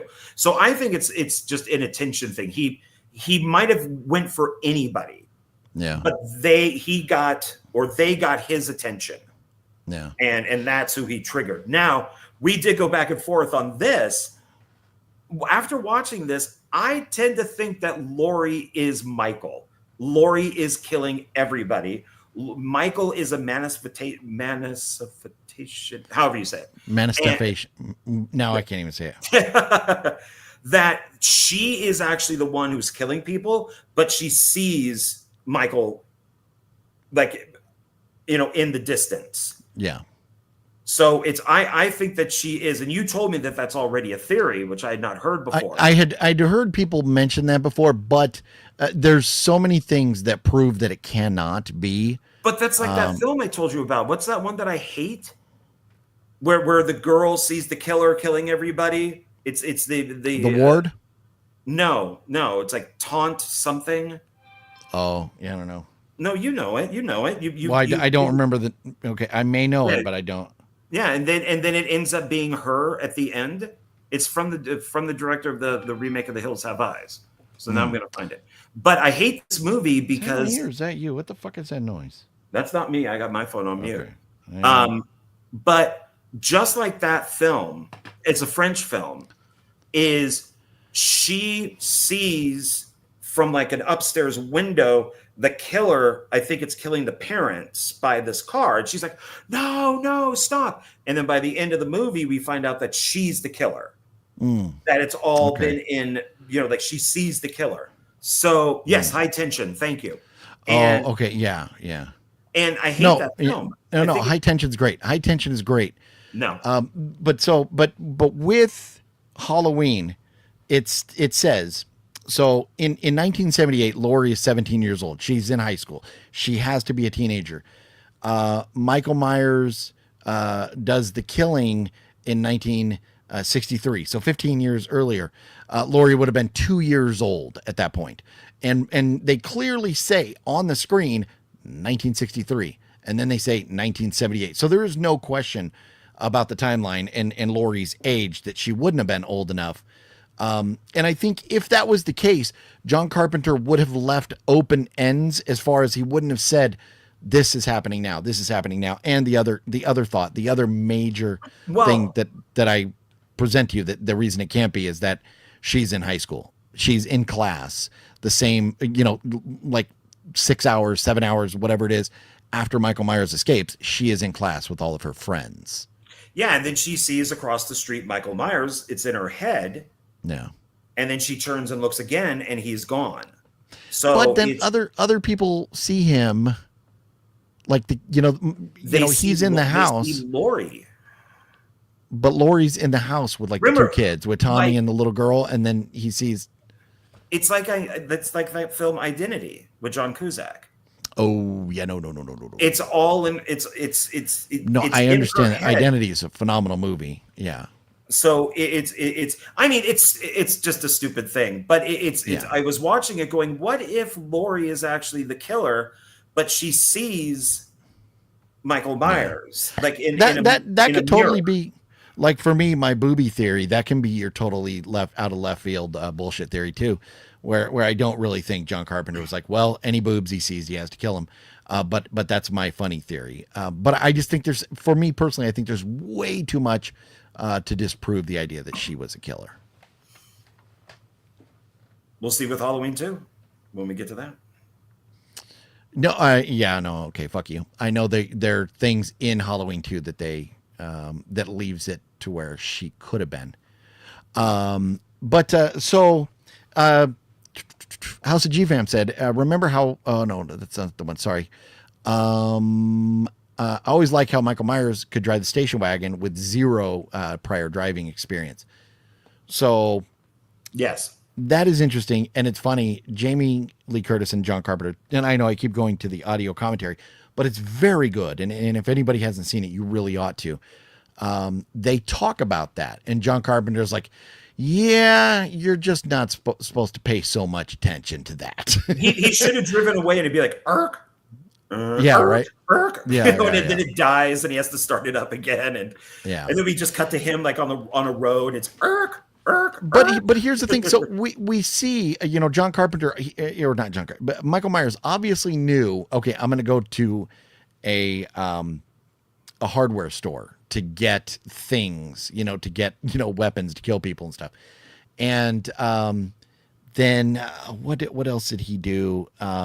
There was a couple things where he did that, where it was like he had to plan things. So he's obviously not the brain dead, just cold-blooded killer that Loomis makes him out to be, because he obviously thinks about things. He hides in the closet waiting, or he hides like in the background, and then he comes in, like they fade in the light of his face and you see him there. But see, so he's hiding. That's part of my theory is Jamie Lee, Laurie moves against the wall and it's black. And as she kind of starts to be like, like she's a little out of it, all of a sudden Michael comes into view because he's now taken over her mind and now coming towards her. And now there's the fight between both of them, but it's all in her head.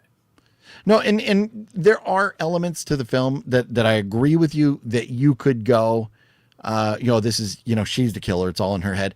But I think they've given us enough evidence to, prove. Oh, otherwise. it's not. It's just a fun theory. Okay. It's like so many of these movies that are out there where, they talk about different theories and the theories could never be true because it doesn't make sense if it was a part 1 and you're talking about a part 2 or, it's just something fun.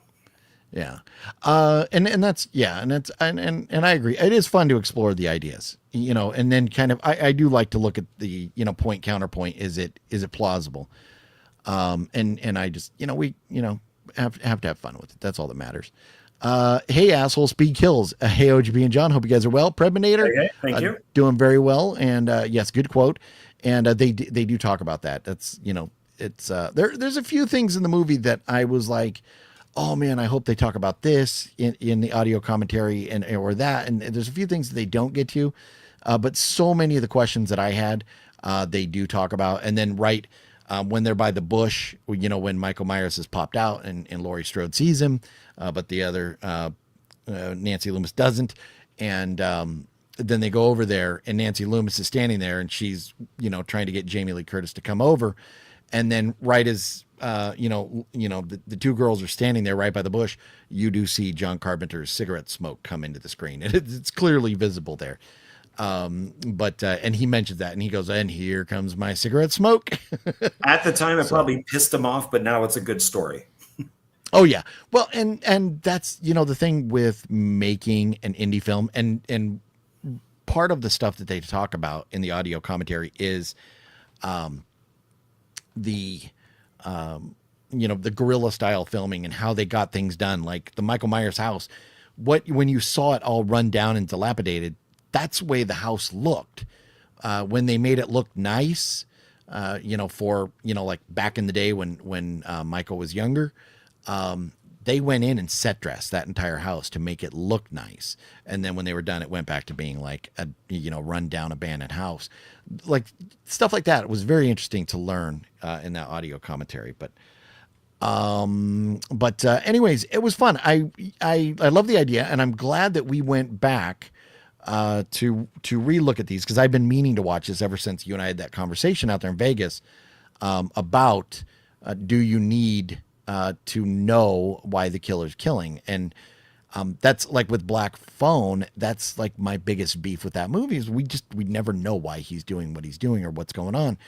And so I'm hoping that in the sequel that maybe we'll get some details there. But that is something that John and I very much disagree on, is that Yes.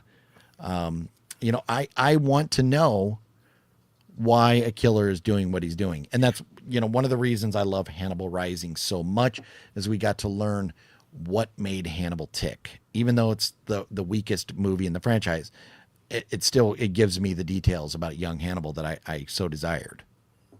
And I would prefer if it was not made. I thought the film was okay, Hannibal Rises, Rising. I just didn't think it needed to be made. Yeah, I liked it. So I think Laurie drops a knife 2 times in the finale, which was very stupid. She lets her guard down thinking Michael's dead multiple times. It's horror movies, characters so stupid. Yes. And so, again, in the audio commentary, Jamie Lee Curtis brings that up. She talks about how she drops a knife, and her and John Carpenter kind of argue about when the knife was dropped, because he was thinking of the second time, she was thinking of the first time. And I think they both kind of forgot that it happened twice. But Jamie Lee Curtis was mentioning that people to this day give her shit about throwing away the knife. But she's like, why did you let the knife go? And it is one of those things where, and John Carpenter says, if she didn't drop the knife, we wouldn't have a movie. Like the movie would be over. She'd be able to defend herself or whatever, or he wouldn't be able to come get her. So, it is one of those dumb things. And, to give him credit, I mean, this is 1978 and, it was a long time ago. So I expect more out of storytelling nowadays than I do, from 40 years ago. Well, this had never been done before. I mean, if you think about it, it went like Psycho, Texas Chainsaw, then Halloween, and then Friday the 13th, and then everything started. So they weren't thinking about how horror movies are structured and the final girl and all that. And I think Laurie fights, for just somebody who's supposed to be a 30-year-old high school student. I think that she defends herself pretty well, for just, being a babysitter. And so I think that she actually did a pretty good job on that. But and also technically Halloween is a sequel. It's an unofficial sequel to Black Christmas. You've mentioned that to me a couple times before. Yeah, and Bob I haven't Clark. heard that anywhere else. Yeah, has done interviews where he says that it's the killer from Black Christmas, and he gets caught, and they put him in the insane asylum, and then he escapes. And Carpenter even contacted Bob Clark to say, hey, can I kind of do this sequel thing? And Bob Clark said, sure, yeah, you could do it. So Halloween is kind of an unofficial sequel to the original Black Christmas. Interesting. Yeah, I mean, it's, we're killing teenage girls. Definitely same MO. Yeah. So, man, you guys got lots of long, good comments here. I apologize. I might miss some. Watch trailer for Hemoglobin. Very ambitious looking. Nice, DG. Very good to know. Decent. Let's see. Preminator. I'm missing. I jumped ahead some of these. Ask John which Camp Blood is the animated movie he's in. There's an 10. Animated Camp Blood. Yeah, I'm the lead voice, the male lead voice in it. It's Camp Blood 10. Okay. Interesting. Did not know that. Halloween 78 is my favorite, followed by Halloween 2. It's very funny. Halloween 2 grew on me. Very first few watches, thought it was very slow. Hospital being so empty and different tension. Yeah, it was. It's a very different movie. It's the same characters, but it is a very different movie from the first one. Yeah. Well, and another thing with my theory is, Laurie's all messed up at the end, right? Loomis shoots Michael off that deck. And then once Laurie kind of comes out of her trance type of thing, was that the boogeyman type of thing? Michael's gone because now she's fully awake. And so when Loomis looks down and he's gone, that's because she's not all messed up. She's now focused, so now he's gone. But then again, to my theory is, well, he's looking at where the dead body should be on the ground and then immediately turns around to go to talk to her. So he wouldn't be looking in both spots to talk to her. But this is a good question here. Do they ever say in the original what happens to Michael's parents? Did he kill them after his sister? No. After we see his parents show up, we don't even see them go into the house. We fade out, and it's just like implied that he was, taken to the asylum and he never left. We don't ever get what happened to the parents, and we don't, and again, in the first one, there's no inclination that, Laurie is Michael's sister. That is one of the reasons why I do, and I'm not going to sit here and say Rob Zombie's is better than John Carpenter's. I'm not a fool. But I do very much enjoy Rob Zombie's Halloween because we get some of those answers. We see what's going on with the parents. No. You may not need it, but I love it. I wanted it. And I enjoyed the fact that the stepdad's cast said "suck it" on it. It had all kinds of little writing and stuff. But one thing said "suck it." They're all white trash, and it's just like, ugh, no. But I mean, that's the Rob Zombie fingerprints on the franchise, making the white trash kind of stuff. Yeah, and it's always good that Michael's mom is a stripper and never strips, even though she's on a pole. Well, she gets down to like the bikini kind of thing or whatever. But John, there are a lot of states in this United States of America that strip clubs, they cannot show. They can only get down to like bikinis, and they cannot go full nude. So maybe Illinois is one of those states. I don't know. But there are, a lot of states in this country where stripping is, they can only get down to a bikini. Don't ask me how I know this. Let's see. Jamie was 20 years old in Halloween, not 30. Yeah, no, she actually turned 19 on the final day of filming. Joke that most high school movies have like 30-year-olds playing 15-year-olds. Yeah. No, I'm making a joke. They talk about that in the audio commentary. On the day that they wrapped filming, the very last day, Jamie turned 19. When did Brendan go to Horror Nights? A couple days ago. Not sure exactly. I don't remember offhand, but I think he might either have a video out or it's coming out, one of the two. So John, any other final thoughts on Halloween before we move on to part 2? No, I mean, I really like it. I think Dean Cundey ended up being one of the best cinematographers out there. The guy is excellent. Yeah. It is weird that I let the credits roll because the music was playing, and I don't know. It says like music by symphony something, and I'm like, wait, I thought Carpenter did the music. I didn't know that he. So that was weird. It was at the very end where it mentioned like it was done with an orchestra. So, maybe that was because John Carpenter didn't single-handedly, like when he does his concerts. I think maybe he had other people playing other instruments. I was under the impression that he originally started by himself, and then he moved into Howard Horwath, who worked with him on Halloween 2 and forward. So, well, I will put a message to Wet Movie 1 because I was in Texas, so I am not going to go get to meet John Carpenter again this next month because when the tickets went on sale, I was in Texas, so I was not able to go. There's going to be the John Carpenter signing, Golden Apple Comics coming up in a few weeks. I will see if we can convince Wet Movie 1 to ask John Carpenter what that means. That's a good question. Why did he not compose every a bit of music in the first film? Why does it have that extra credit on there? So. Yeah. So, but we should rate these movies. I think at the very end, after we've seen them all, we can put them in a ranking order. But for now, on a 1 to 5 star, what are you giving Halloween? 4.5. Okay. I probably was at a 4.5, but after going in and really looking and nitpicking things, I think I might be. Although, it does get at least half a point for being a pioneering film. So maybe I'll still give it a 4.5. I was going to go down to a 4 just because of some of the goofs. One of them I love. I never caught this before, but in the audio commentary, there's a door that's backwards. They go out the right side, and then when they close it, the handle's on the right side when the handle should have been on the left side when they went out it.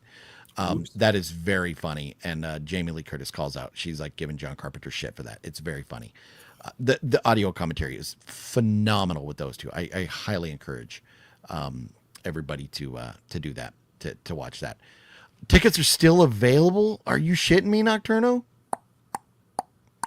Fuck me. I might have to drive over to Golden Apple tomorrow. God damn it. But I would like to go. That I can't believe they're not sold out. What? Maybe I'll call them in the morning. Thank you for that, Nocturno. I figured they would have sold out a long time ago.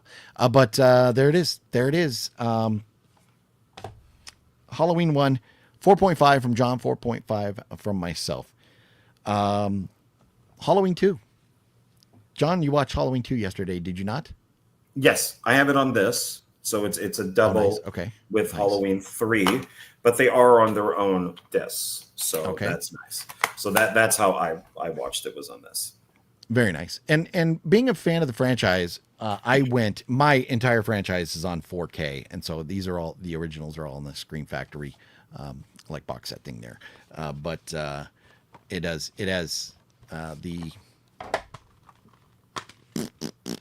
the movie, the 4K Ultra HD. Then it also has the Blu-ray theatrical cut. Then it's got the DVD television cut right here.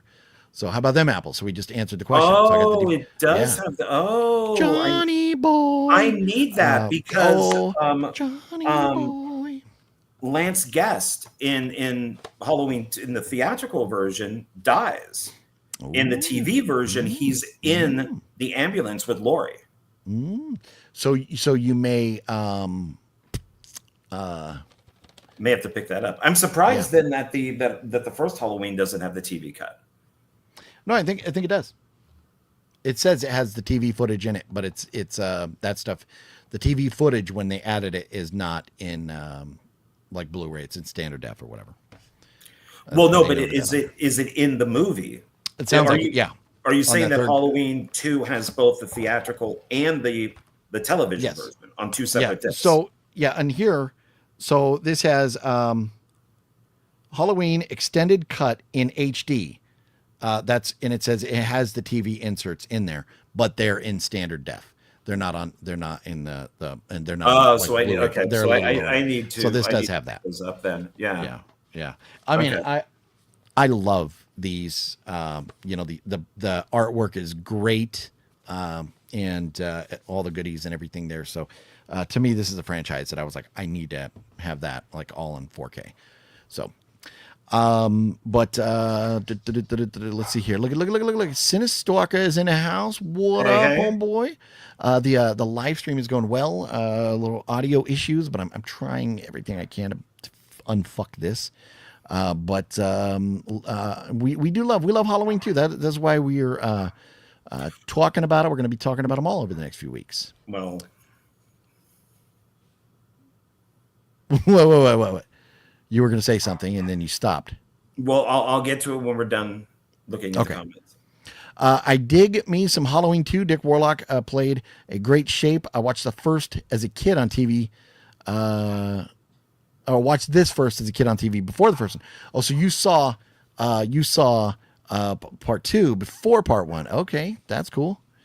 James, what's up, James? I'm gooning to tis. I don't know what that means, James. I don't know. I love the Rob Zombie Halloween movies a lot more. Interesting. That is a rare take, Antonis. So you're gonna have to pardon the dogs. They're out there barking, and there's not much I can do about that right now. But Halloween 2. So I did not watch the audio commentary on this, so I'm not going to fill you with all the details of that stuff.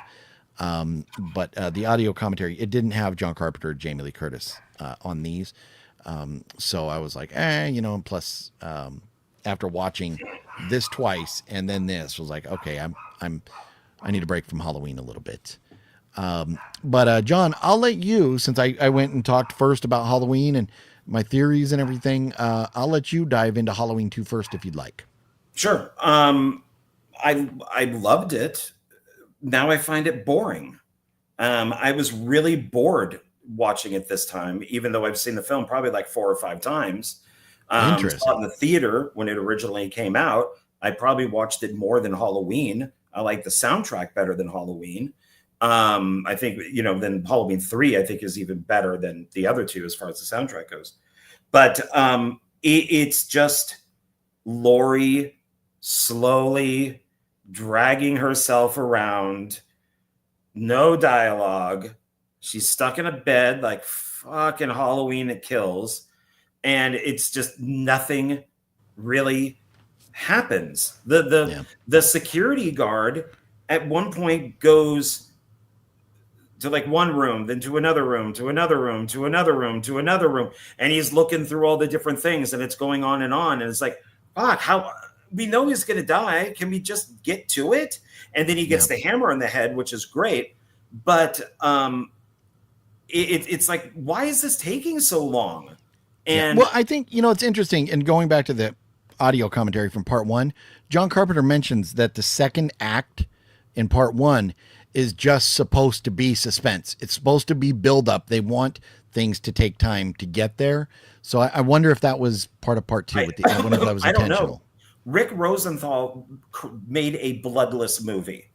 He wanted to copy Halloween. And Carpenter was the one, because Universal told him to go out and reshoot or add all the blood. So all that gore is Carpenter. But I don't know. I just found it. And he appears in places where it's like, what? All of a sudden, a girl's walking down a hallway and she stops and he's right there. And he kills her. Then a guy is walking down some stairs and he's right there and kills him. It's like, that's a pretty big hospital. Unless he's magical, how is he going from here to there? Well, very, very quickly. And it's the script says he needs to be in this room at this moment to kill these people because we need the gore. And it's like, there in Halloween, it made more sense of where he was, even though the bodies in the closet and the one that falls out make no sense. Like, why? I mean, what are you, a prankster? Why would you? Well, and that's where I think, it shows that he's very smart by hiding these bodies or doing these things. He put thought into these kills or what he was going to do with these people. And that's, I think, and I get what you're saying with this. And I apologize for cutting you off. But I think once we get to the end of part 1 and we get the montage of the different locations and we hear the breathing and John Carpenter's come out and said, this is the boogeyman. You can't kill the boogeyman. That's why he gets up and leaves. You can't kill the boogeyman. So we've determined right there at the end of part 1 that he is a supernatural being, that he can get from place to place. But here's the thing. This is one thing. You wouldn't need a car. Well, that's true. But the one thing with this whole franchise, because of John Carpenter only ever thinking that he was just going to do the first one, the rules change throughout what Michael Myers can do, who he wants to kill, why he's killing or whatever. I think a lot of things change. But to me, him getting around the hospital and being in the different places, I just attribute it to him being the boogeyman, and he can just do it. It's too easy. To me, it's just bad writing. And Carpenter has already said that he wrote this in like a day while drinking a 6-pack of beer or something. Heard he was drunk. Yeah. Yeah. And so it's also it has some great moments, like the scene where the people are walking, they're going across the street, and then we meet up with the nurses, and they go to the car, and we see the people walking by, and we're hearing the guy's boombox, and he bumps right into Michael Myers, and we get the "fee" sound, and then Michael continues to the hospital. That is a great scene. That is worthy of the first film. Once again, Jamie Lee Curtis, who is out, she is drugged up and out.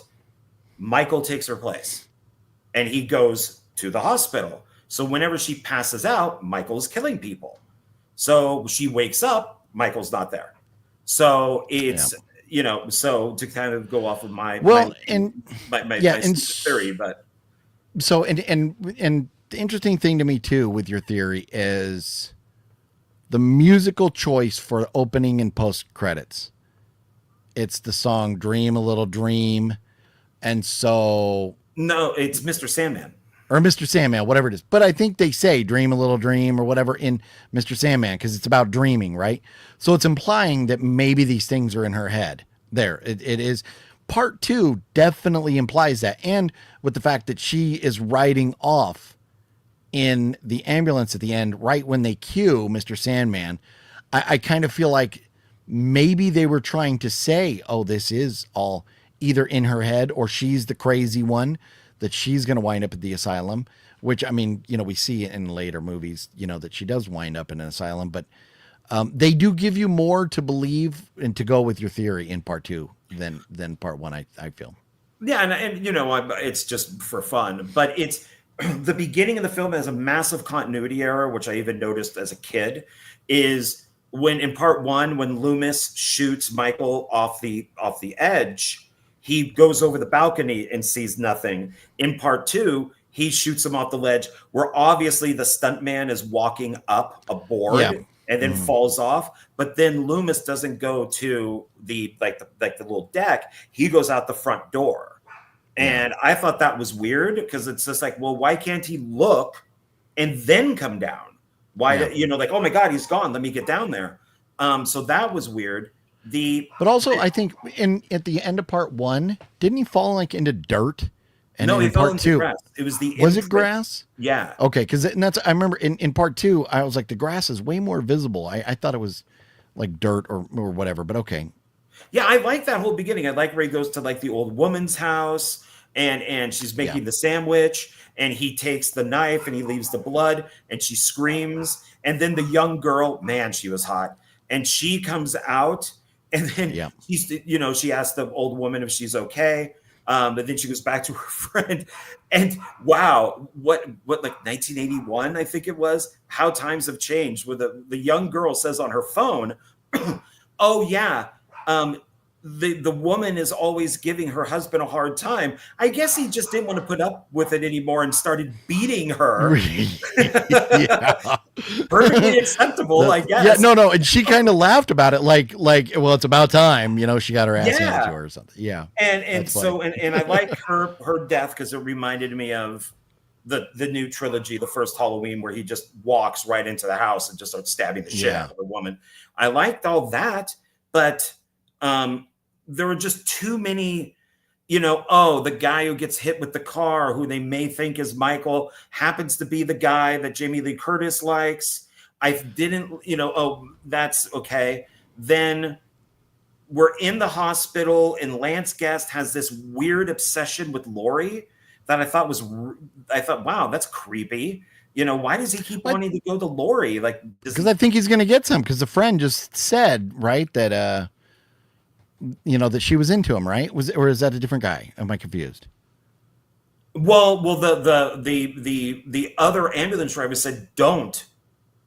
Leo Rossi, who I got to measure for a tuxedo in Pasadena, and we had conversations about Halloween 2, where he says that he got mail at the time where people would take pictures in an ambulance suit and mail it to him.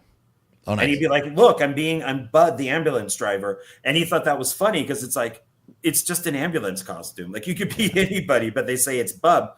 And then, or Bud.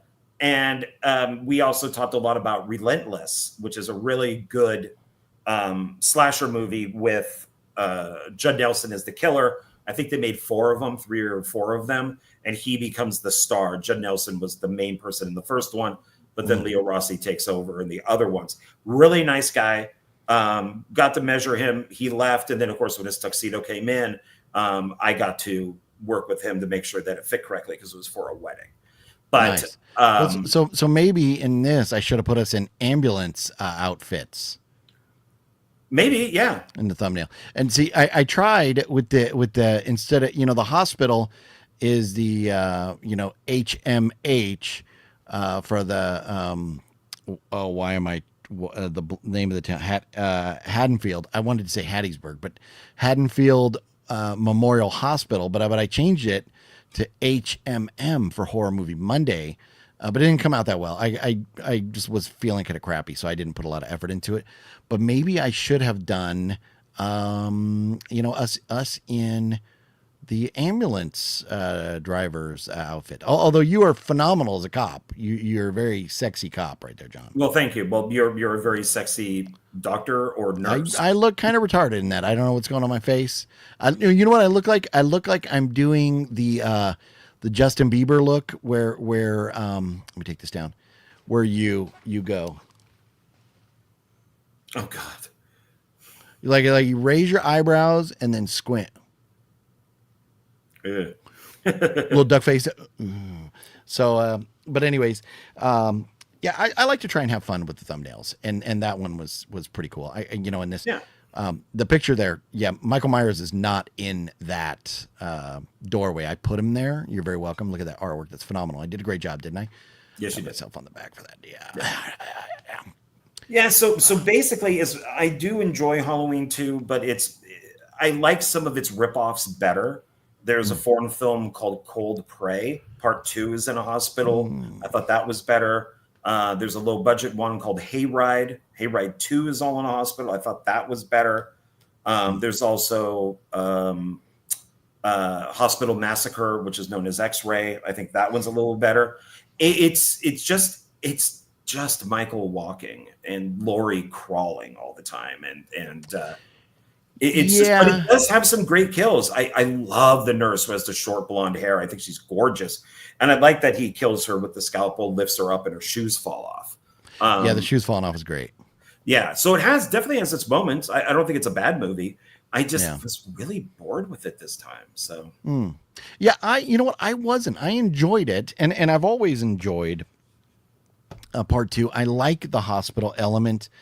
I like that it was a sequel, and we kept the characters. We kept Loomis, we kept Laurie Strode. Those are the 2 most important ones, and then we moved on to this hospital because it's the same night. It's just later that night, and that's the progression of where the day would have gone. That's where it would have gone. So I liked that they took it to the hospital, and the idea of it being late at night. Hospitals always turn the lights down, for people to sleep and everything, visiting hours, a lot of that stuff to work. Now, keeping in mind, this is supposedly a small town in Illinois. So it's not like we're going into a hospital in Vegas or LA or something where it's going to be this massive building with all kinds of people. I've been in, for example, the nearest hospital to where my grandmother lives in Nebraska. That is a tiny hospital, kind of like the size of what, was portrayed in Halloween 2.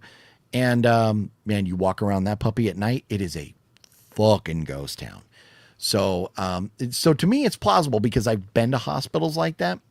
But I can see where some people might have been a stretch as far as how few people were actually in that hospital. In a small town, we're not going to have a ton of security in a hospital. It's, and especially back, 45 years ago, it's a different world we live in now, but I liked the hospital. I thought the element was fine. Oh no, it's a great place to put the film at, and I buy that it's empty because it's a skeleton crew. It is Halloween, so people are out with their kids doing stuff. Because for all you young people out there, you used to go house to house. Well, they still do out here, man. I'm telling you, we get a lot of kids out here. Oh, out here, it's a parking lot. And you go through the parking lot. Oh, You- and so they do, like the city puts on stuff like that out here, like called Trunk or Treat, where a lot of the people go and they park on this one main street, and the kids walk along and get, they stand behind their car and hand them candy there. Churches do things like that, or but you're right. There's a lot, and it's a lot safer for kids nowadays to do it that way. I do think it's funny in Halloween 2, the reason for the safety with the kids trick or treating is the kid that walks up with the bleeding mouth and everything that's like a razor blade stuck in his mouth, yes, right? that's from an apple. That's an apple with It's a razor hysterical. blade, which assholes used to do. Oh yeah. There was when I was in Marin County when I was a kid, and you could still go house to house. Marin County canceled Halloween. Wow. Because kids were getting tainted candy. Some kids had done assholes had put the razor blade in their mouth. As much as I think that scene is pointless, it does happen. So it added comedy that I felt like that movie desperately needed, because I'm with you. Jamie Lee Curtis being in the bed and stuck there, kind of being whiny and being drugged up and stuff.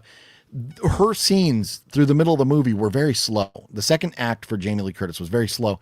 So giving us the things like, the kid with the mouth, I laughed out loud when I saw that, because I had forgotten about that scene. You're awful. It was fucking hilarious. It's a movie. It is a movie. And he has a razor blade stuck in his tongue. It is a movie. It's a movie. So I can laugh at anything in a movie then?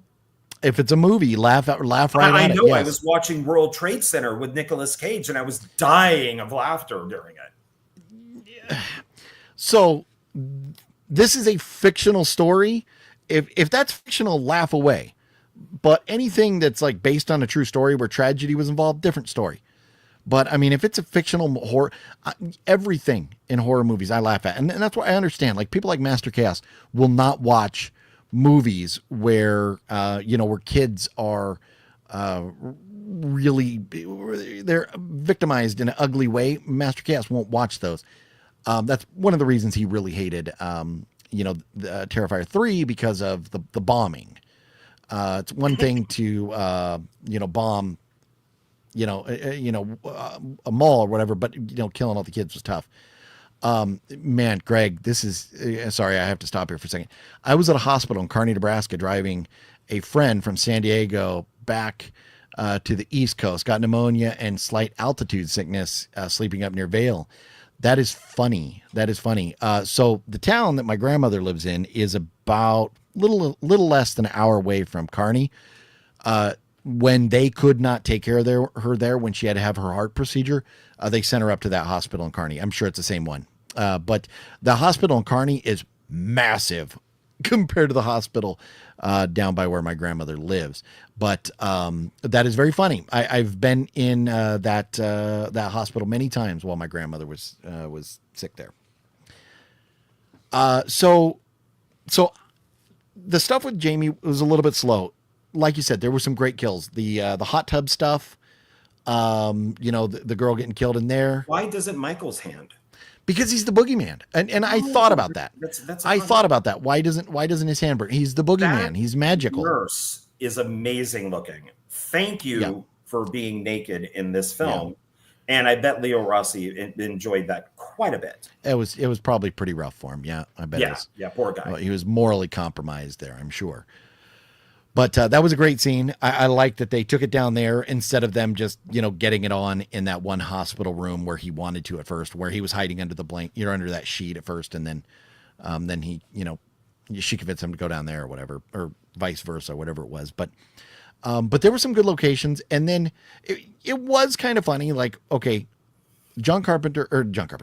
Michael Myers had the time to flatten all the tires in the parking lot, to damage all of the motors so the cars couldn't start. Like none of the cars would work. All the tires were flat. So that that must have took a lot of time to do all that where nobody would notice. A lot of work, man. So I mean, there's goofy flaws. It's goofy horror movie. So some of these things, like John Carpenter said about him driving in the first one, you have to kind of overlook some of this stuff. But I do love how Laurie is hiding in the car. And then all of a sudden, God, what's his name? It's not Tommy. No, it's Lance Guest is the actor. Yeah.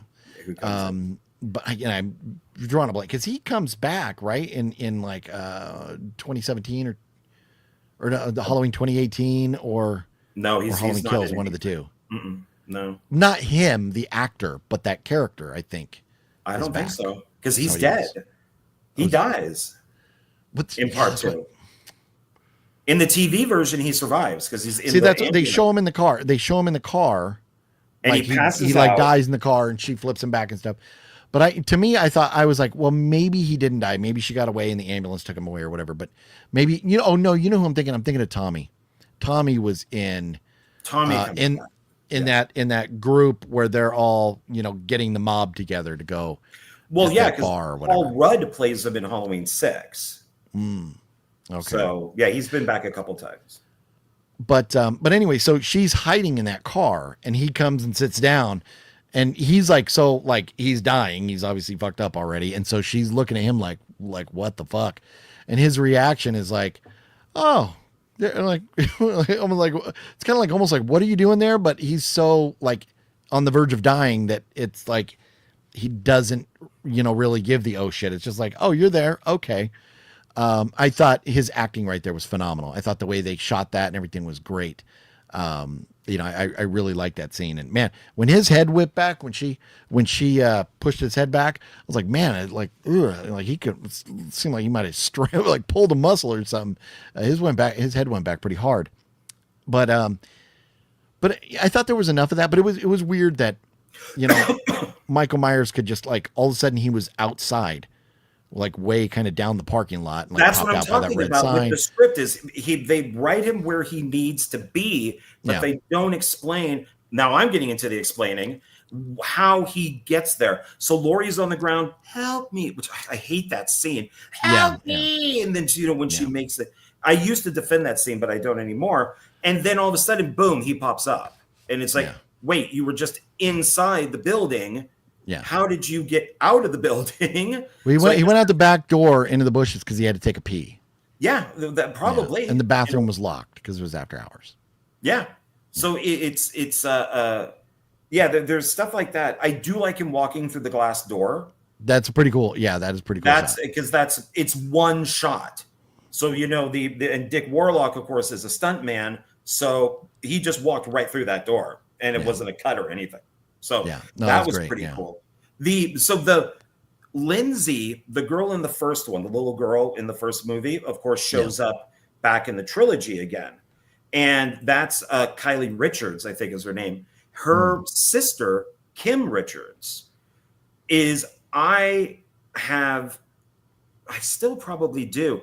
I believe she was my first crush as a kid. And because I saw her in Escape to Witch Mountain and then went to see Return from Witch Mountain. And then she was in Tough Turf where she was gorgeous. And then she had like a drug problem or something. And then came back and ended up in one of those, the Wives of Beverly Hills type shows and all that. Oh, Jamie Lee Curtis mentions that in the audio commentary in the first one. They talk about her becoming one of those wives. Oh, okay. Yeah. So I'm telling you, the audio commentary in part one is phenomenal. It's absolutely phenomenal. At some point, I'll check it out. So it was interesting seeing the little girl who plays Lindsay because she looks very much like her sister. And it was like, oh, what has Kim Richards been up to lately? And it's just like, she's just doing all of these reality TV shows and stuff. And so, but it was fun seeing. It's just it's weird when you go back to like what your first crush was. I was probably because I think she's a couple of years older than me, so I would have been like 10. So I think that was like eight or 9. That's about the right time to start getting a first crush and stuff. Yeah. Jeff says people laughed at the razor blade scene in the theater when he saw it. So Jeff is a psychopath like I am. Rude. It's a movie. Kill them kids. Well, as Hannibal Lecter would say, okie dokie. Oh, it's funny. So yeah, obviously I think, the first one is better than this one. I think, in my opinion, I don't think there's any question about that. Jamie Lee Curtis, who's probably never used or that Laurie who's never used a gun before, shoots him Michael perfectly in the eyes. Yeah. Absolutely perfect. They don't even bother at least having her miss once. Yeah. And she's all drugged up, and she shoots him perfectly in the eyes. Yeah. No. I mean, she got lucky, you know. Hey, a broken clock is right twice a day, so you know. Maybe she got lucky. She got lucky. What are you gonna do? What are you gonna Well, do? because Michael is in her brain, so she could shoot him in the eyes because it's her thing.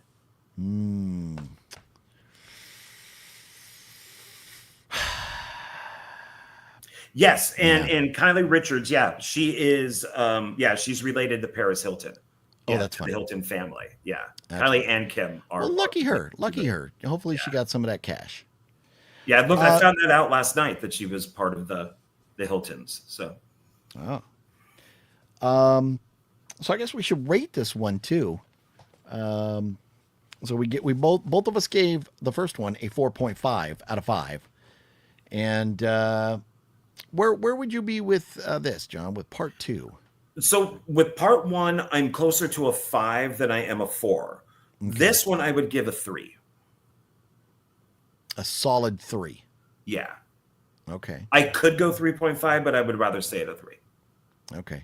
That's a significant drop off. 4.5 down to a 3. It's a pretty significant drop off. I don't know what it was. This time I was watching it going, and I hate, of course, all the sister stuff is awful. But yeah, the assistant or whoever she is from the first film, you know, that Michael steals the car from, why are you back? Why are you here? To give exposition to Dr. Loomis that things that, they didn't tell you this. Well, they should have told me this. Well, after Laurie's parents died and she went, oh my God, it's this massive, almost like something Tarantino would write with how long it was of them trying to make sense of Michael being Laurie's brother.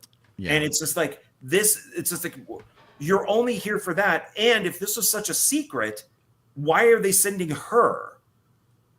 Like who is she? Yeah, well, she's a nurse at the wherever Michael was locked up, right? So why wouldn't you send more of an official?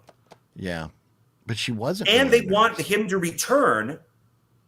That's bad timing. And it is funny when he's leaving. He's going to want to go back. And it's funny too because that happened far before. It was like the day before or something that he escaped. Yeah, like a day and a half or something. Yeah. And then when she comes back, and obviously she wasn't in her nurse uniform or anything, but Loomis is like, "Oh, I didn't recognize you. Like you saw her like less than 2 days ago, bro." Yeah. So there are flaws. There are some issues. I mean, there's issues with the first one, but this one, I like it, but it's not nearly as likable as the first one. I think because the first one is just such a pioneering film. I give this a 3.5. I'm at 3.5. I still think it's good. Some of the Jamie Lee Curtis stuff kind of annoying. And her horrible hair. Oh yeah, the wig is very funny because you were talking about that, and then in the audio commentary again, to go back to the audio commentary for the first one, Jamie Lee Curtis talks about the wig that she had to wear and she didn't name the film that she was working on at the time. The story, the Dorothy Stratton story. But John Carpenter's like, "Why didn't you keep your hair?" He's joking with her. "Why didn't you keep your hair ready?" And she's like, "John, I had other things to do." And he's like, "Well, you should have been waiting for me." It's very funny interaction between those two. The audio commentary is great together. So you give it a 3. I give it a 3.5. I think those are both very fair scores. And if anybody came over and said, "Hey, can we watch Halloween 2? I've never seen it," I wouldn't say no. I still like the movie a lot. Yeah. My problem is the Halloween films, I think, might be the worst as far as continuity goes. And they're pretty bad. Yeah. Yeah, I think because Chucky's good, Nightmare is good, Scream is good. Texas is a little, Texas Massacre is a little that's just, but we've rebooted so many fucking times. Yeah, I think Halloween's the worst when it comes to that stuff because it doesn't. But the Boogeyman on Halloween having the boogeyman and having Halloween. The only thing that I think, I mean, Michael Myers obviously was not going after kids. He was not trying to kill the kids. He scared the kids, incidentally, but he wasn't going to try and kill the kids. When that one kid comes running out of the school and runs into Michael Myers and he puts his hands on him, that was a pretty scary moment. And then when Michael's driving around the school and you see Tommy walking, that's a pretty intense moment. But Michael doesn't go after the kids at all. And and that's fine. But, between, really it's, mostly part one, where it's Halloween night and we're waiting until like however late at night to carve a jack-o'-lantern. Like all the kids are out like trick-or-treating or been done trick-or-treating. Why are we carving the jack-o'-lantern so late at night? That should have been done early to put it out for when the kids came up to the house. So there were some timeline wonkiness issues, but I give them a big pass on a lot of things just because of knowing how much of a independent kind of guerrilla style film. Oh yeah. I mean, completely. I wonder if it would have done well if it was still called The Babysitter Murders. Yeah. Like, would we have had The Babysitter Murders 2, The Babysitter Murders 3, It definitely would not. It would not have made this franchise into what it is. No, so they were really good with that title change. I think even with Halloween's flaws, it would definitely be in the top 5 of one of the greatest slasher movies ever made. Same thing with like Texas Chainsaw Massacre. It's a first. Yeah. And as time goes on and they're able to put these things into 4K and remaster them, and they only get better because then you realize what good movies these are. I hated the Texas Chainsaw Massacre when I first saw it. It's just like, God, this looks like shit. And then you realize, oh, it's VHS, it's dark, and then it comes out on, I remember Laserdisc, Elite brought it out. And it was like, my God, this film looks amazing. And there's some films though that, man, you in 4K you see some of the effects that were kind of hidden by the lower def, DVDs or VHS cassettes, or so seeing in 4K some of the effects on some movies has not been a good thing. Oh, yeah. But I think watching both of these in 4K.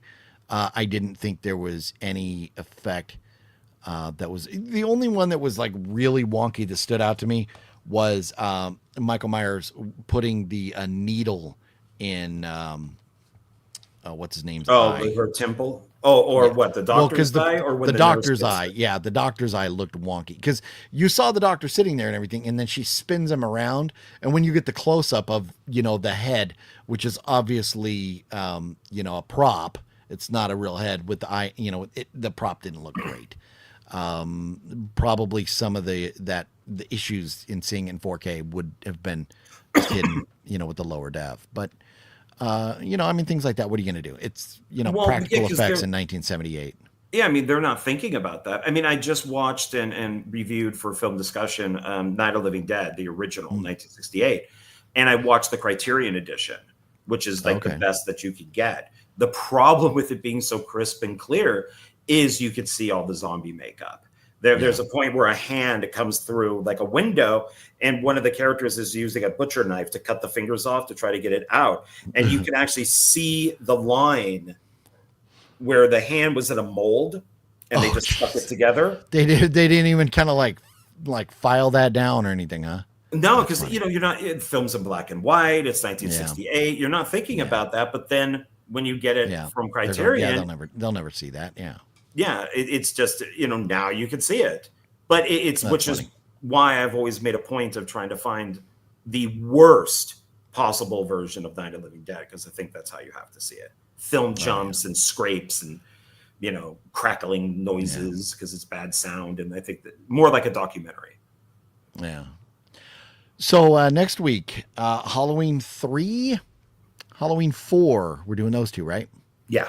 So if anybody wants to watch along with us, watch Halloween 3, Halloween 4. I recently, I mean, like in the last couple weeks, watched Halloween 3. Well, no, it was like the day before Creep IE Aftermath. It wasn't that long ago. So I may, when I rewatch Halloween 3, I may watch that with the audio commentary, depending on who it is and what it is or whatever. Makes sense. Yeah, I remember you saying that you were watching it. I was kind of going, Yeah. oh, why is he watching Halloween 3? That's weird. Yeah. And then part 4. Part 4 is not bad. It's not the worst. Definitely not the worst of the franchise. So God, it'll what be a, all right. it's such a horrible direction it went. I mean, I like Danielle Harris and stuff. I have nothing against her at all. But the whole thing with Jamie and then in part 5, the kids all mute, and it's just like, ugh, this is awful. This is so horrible. What a bad decision. Could be worse. Could be worse. NG says, my favorite horror movies were the ones my dad dubbed when he was stationed in Germany. The grainy footage made it better. NG, that's funny because of having family that was overseas, like in Okinawa and Germany back in the 80s. I am on that same boat. I have seen some of those films that showed up on a VHS cassette with no label or handwritten label. Here's E.T., months before you can buy it in the States. So stuff like that, I definitely remember watching that stuff back in the day on our 2-part VCR. It was, do you ever see one of those VCRs? It's like one part's the receiver where the channels for the TV would be. And the other part is where the cassette, actually the VHS would go in. And you set them side by side. It was the weirdest shit. And then you had to connect them together with the wire. Yeah. But it was a thing back then. It was a thing. So I think the idea was so you could stack them, and so it wouldn't take up as much space as wide or something.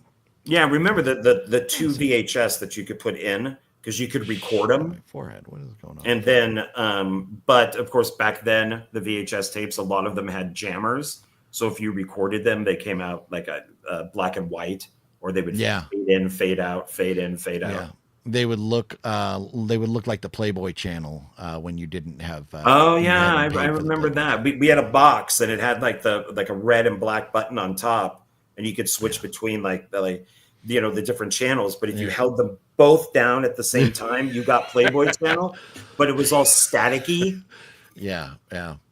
That's funny. The things that we had to go through back in the 80s, right? But kids will never have that. Gen Z won't have anything like that. I know. That's what made things great is when your friend got HBO or Showtime, and then all of a sudden everybody was at that friend's house because nobody else could afford it. It was really expensive back then. And or if you spent the night at a friend's house, you did the Playboy thing when the parents went to bed. Yeah. So it's funny. Now that you mentioned that, I remember. So Fluffy and I, our first jobs, we both started working at a Taco Bell on the same day, and so both of us being named Philip made shit confusing for the management and us.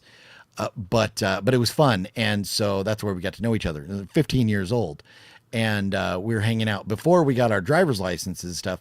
I remember us going back, I think, riding bikes from the Taco Bell back to Fluffy's house because his parents were both gone, and we dipped into his dad's porn stash, and it was frozen burritos, and I think that's right, it was frozen burritos, and in porn movies all night, a bunch of us hanging out. It was hysterical. So yeah, but that's what you did back then. That's what you did. Yeah. And not to throw Fluffy's dad under the bus for having a porn stash, but a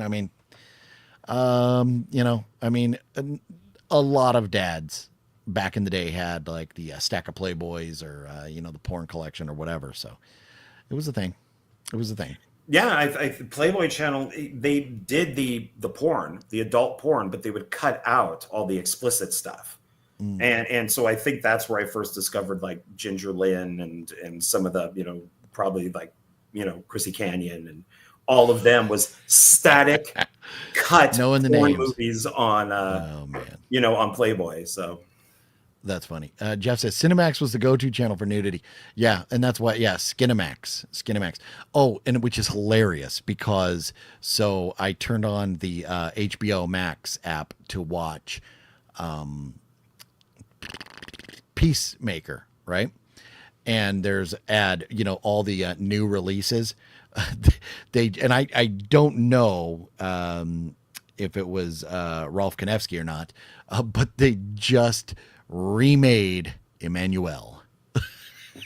So, and if you remember the Emmanuel movies, it was basically a girl going around banging whoever she could. Oh bang. yeah, I own a whole bunch of them right over there. Yeah. Oh, nice. I want to make. What are we doing at Emmanuel your house? We're over here watching horror movies at your house. What the fuck, John? Yeah, I got the whole Black Emmanuel yeah. series, and yeah, I want to make Emmanuel in Las Vegas. And I was told talk to Yeah, good luck Rolf with that. about that. So, but yeah, I would love to make Emmanuel in Las Vegas. Funny. Fluffy says, you and Fluffy watch porn movies together. Nasty. Yeah, no. Yeah, they were doing this to each other. Yes. You know. Yeah. No, really. Hanging out with a bunch of friends, watching porn, having frozen burritos all night long. Nothing like it. There's nothing like it. It was a great time. We had a lot of fun. But anyways, I think I'm going to take my ball and go home now. Jeff says, we had an adult drive-in in my town. What? It was surrounded by huge floodlights to block the view from the road. However, there was a magic spot that allowed a clear view. Hilarious. I've never heard of an adult drive-in. That's hilarious. Yeah. I know they've had those theaters, but I've never heard of the No, drive-in. we had one in Marin. Because my mom and I lived 45 minutes away from where I went to school. So by the time that we got out of school and did whatever we needed to do, it would be dark as we're driving on the freeway. Literally right next to the freeway, and you could see the screen, was an adult drive-in. Oh, funny. And it's the same drive-in that they made porn movies at. And I'm like, oh my God, I've been to that, that drive-in. And but it was, in the 80s. So like early 80s. So like the popular, stars were in it. But it was, they eventually closed it down because people were complaining that you could see explicit sex as they were driving by. That's funny. Greg says, yes, I so remember the Emmanuel films, and there was a ton of them. Yeah, and we know Rolf Konevsky. I have a picture with him, from All Night Horror-thon a couple years ago with Master Chaos, him and Ben Stober. But great dude, very nice guy. But Rolf directed a bunch of the Emmanuel movies. NG says, I never got the black and white, but I got a VHS with Jaws, Willy Wonka, and Texas Chainsaw. That's a phenomenal VHS. If you're a kid back in the 80s and you get to triple feature Willy Wonka, Texas Chainsaw, and Jaws, like, you're in heaven. Get the popcorn out, let's go. And a pitcher of red Kool-Aid with a whole shitload of sugar in there, like, we're doing this. I had the Playboy channel on my cable box and HBO and Showtime and Cinemax. Oh wow, man. You were a lucky child. Yeah, you were rich back in the day. Yeah. I remember when my parents first got HBO, and it's like now seeing some of those throwbacks with the HBO logo flying in. And then the logo moves around, or when it flies over the little town. And that always reminded me of the Peter Pan ride at Disneyland, where you're flying over the little town. Great stuff. Anything else to talk? Oh, John, you released a video today on your channel. Did you not, sir? Yeah, that's the with Donald. That's the film discussion where it's original versus remake. So it's funny. Donald did Willy Wonka and the Chocolate Factory, and then the remake he did was Charlie and the Chocolate Factory. God, does Charlie and the Chocolate Factory suck? And Tonus is going to hate your guts. And Tonus loves that one. Oh my God, is it? That's one Johnny Depp, right? Yeah, it is so horrible. I've never seen it. Yeah. And then even with Willy Wonka, I hated everything until they got to the factory. Once they got to the factory and Gene, Wilder showed up, it was brilliant. But everything before that, you lazy fucking people just sleeping in a bed for 20 years, get up and get a damn job, so then you just don't have to eat cabbage soup. Like, come on, what are you, Gen Z? Go get a job.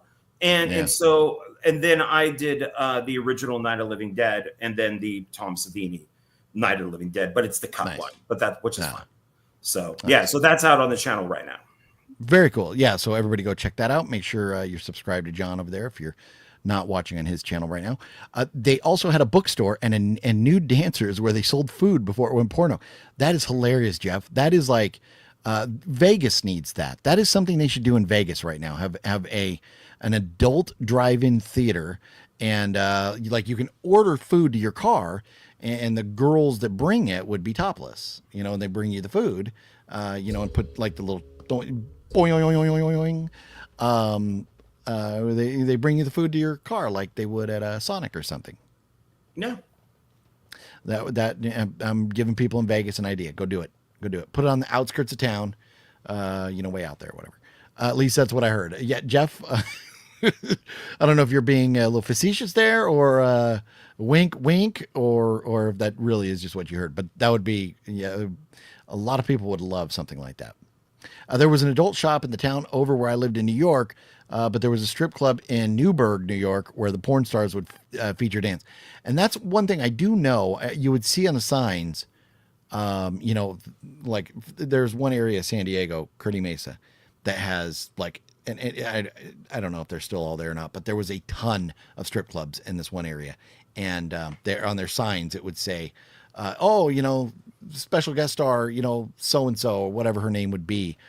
You know, so I guess they would bring in these porn stars to dance or whatever, draw a crowd. Okay. Well, a couple more. yeah. Oh, sorry. Go ahead, John. It's so I don't know if a lot of people know this, maybe people my age, but you could get arrested in LA for making a porn movie. And so all of these people moved up to the Bay Area because you could shoot anywhere. So a lot of these films that were shot in like the 70s and the 80s, I went to a lot of those places because they were all shot by where I lived at the time. But the video store that I worked at, a lot of these people stayed in the Bay Area. I'd get porn stars in there all the time. And I would be like, I know you, I know you, I know you. and it's, you know, I've seen your penis. And it's wow. That's not the direction I would have went with my memories. Well, and John and his massive right arm. That's right. Coming out looking like Quagmire. Yeah.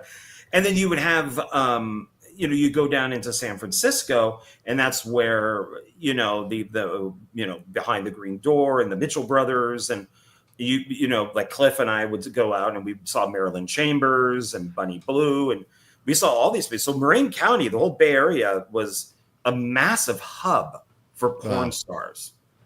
Funny. House of G-Fam wants to live like Charlie's grandparents, just lay in bed all day. They probably had the worst bed sores and like hemorrhoids and stuff. How would they poop? Yeah, no, they get out, you know, get up to, you know, you slide your butt over and have a bucket and just thunk right in the bucket. God, did I hate Charlie and the Chocolate Factory? If this wasn't for a video, I know I originally saw it and turned it off within 10 minutes. And then I'm like, oh, I hate this movie. So I'm like, fuck, I'll watch it now because Donald's going to review it. And I watched the whole thing, and it is probably Tim Burton's worst movie. It is awful. Wow. I haven't seen it. I'm dodging it. I'm good. I'm good. It is, yeah, it is. Gene Wilder is a god. We don't need to mess with Gene Wilder. No, he even questioned why was it made before he died. Yeah. Tim Burton ruined Johnny Depp, and he's doing the same to Jenna Ortega. Tim Burton actually overrated. When that's interesting. Maybe we should one day kind of go through Tim Burton's movies and talk about them, because there's some good stuff there, and then there's some questionable stuff.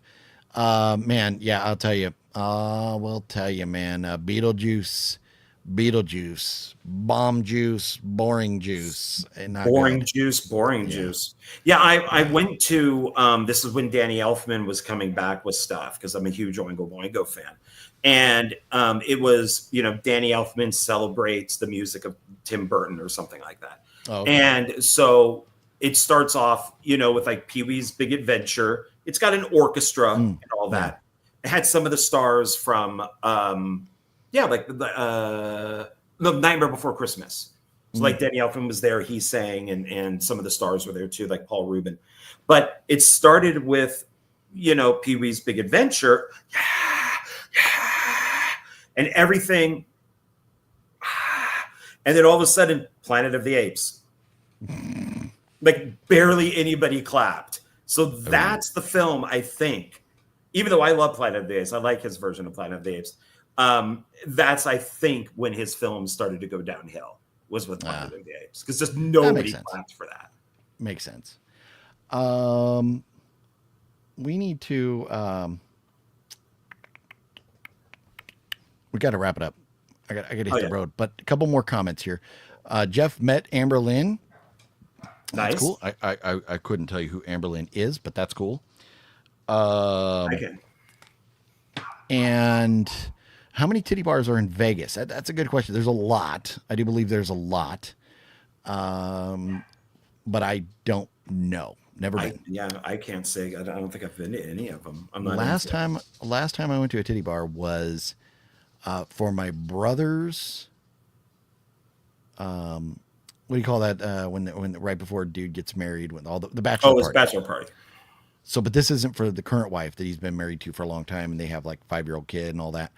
This is for the ex-wife, and so it was a long, long time ago. It's been a long time since I've been in one.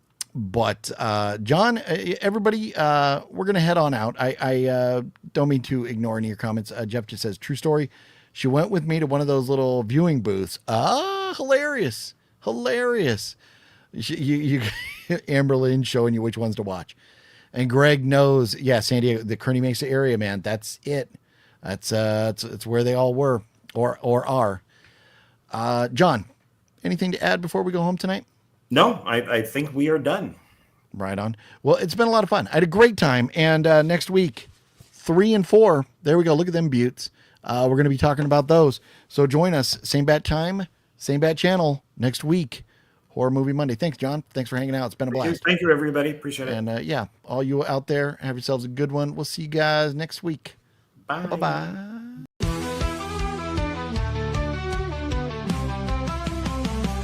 It's Horror Movie Monday, you already know. Chills in the air, and the tension's low. OGP steps up, setting the tone. Always in charge, sitting on the throne. Sean Ward steps in with a confident stare. Nipples getting hard from the icy glare.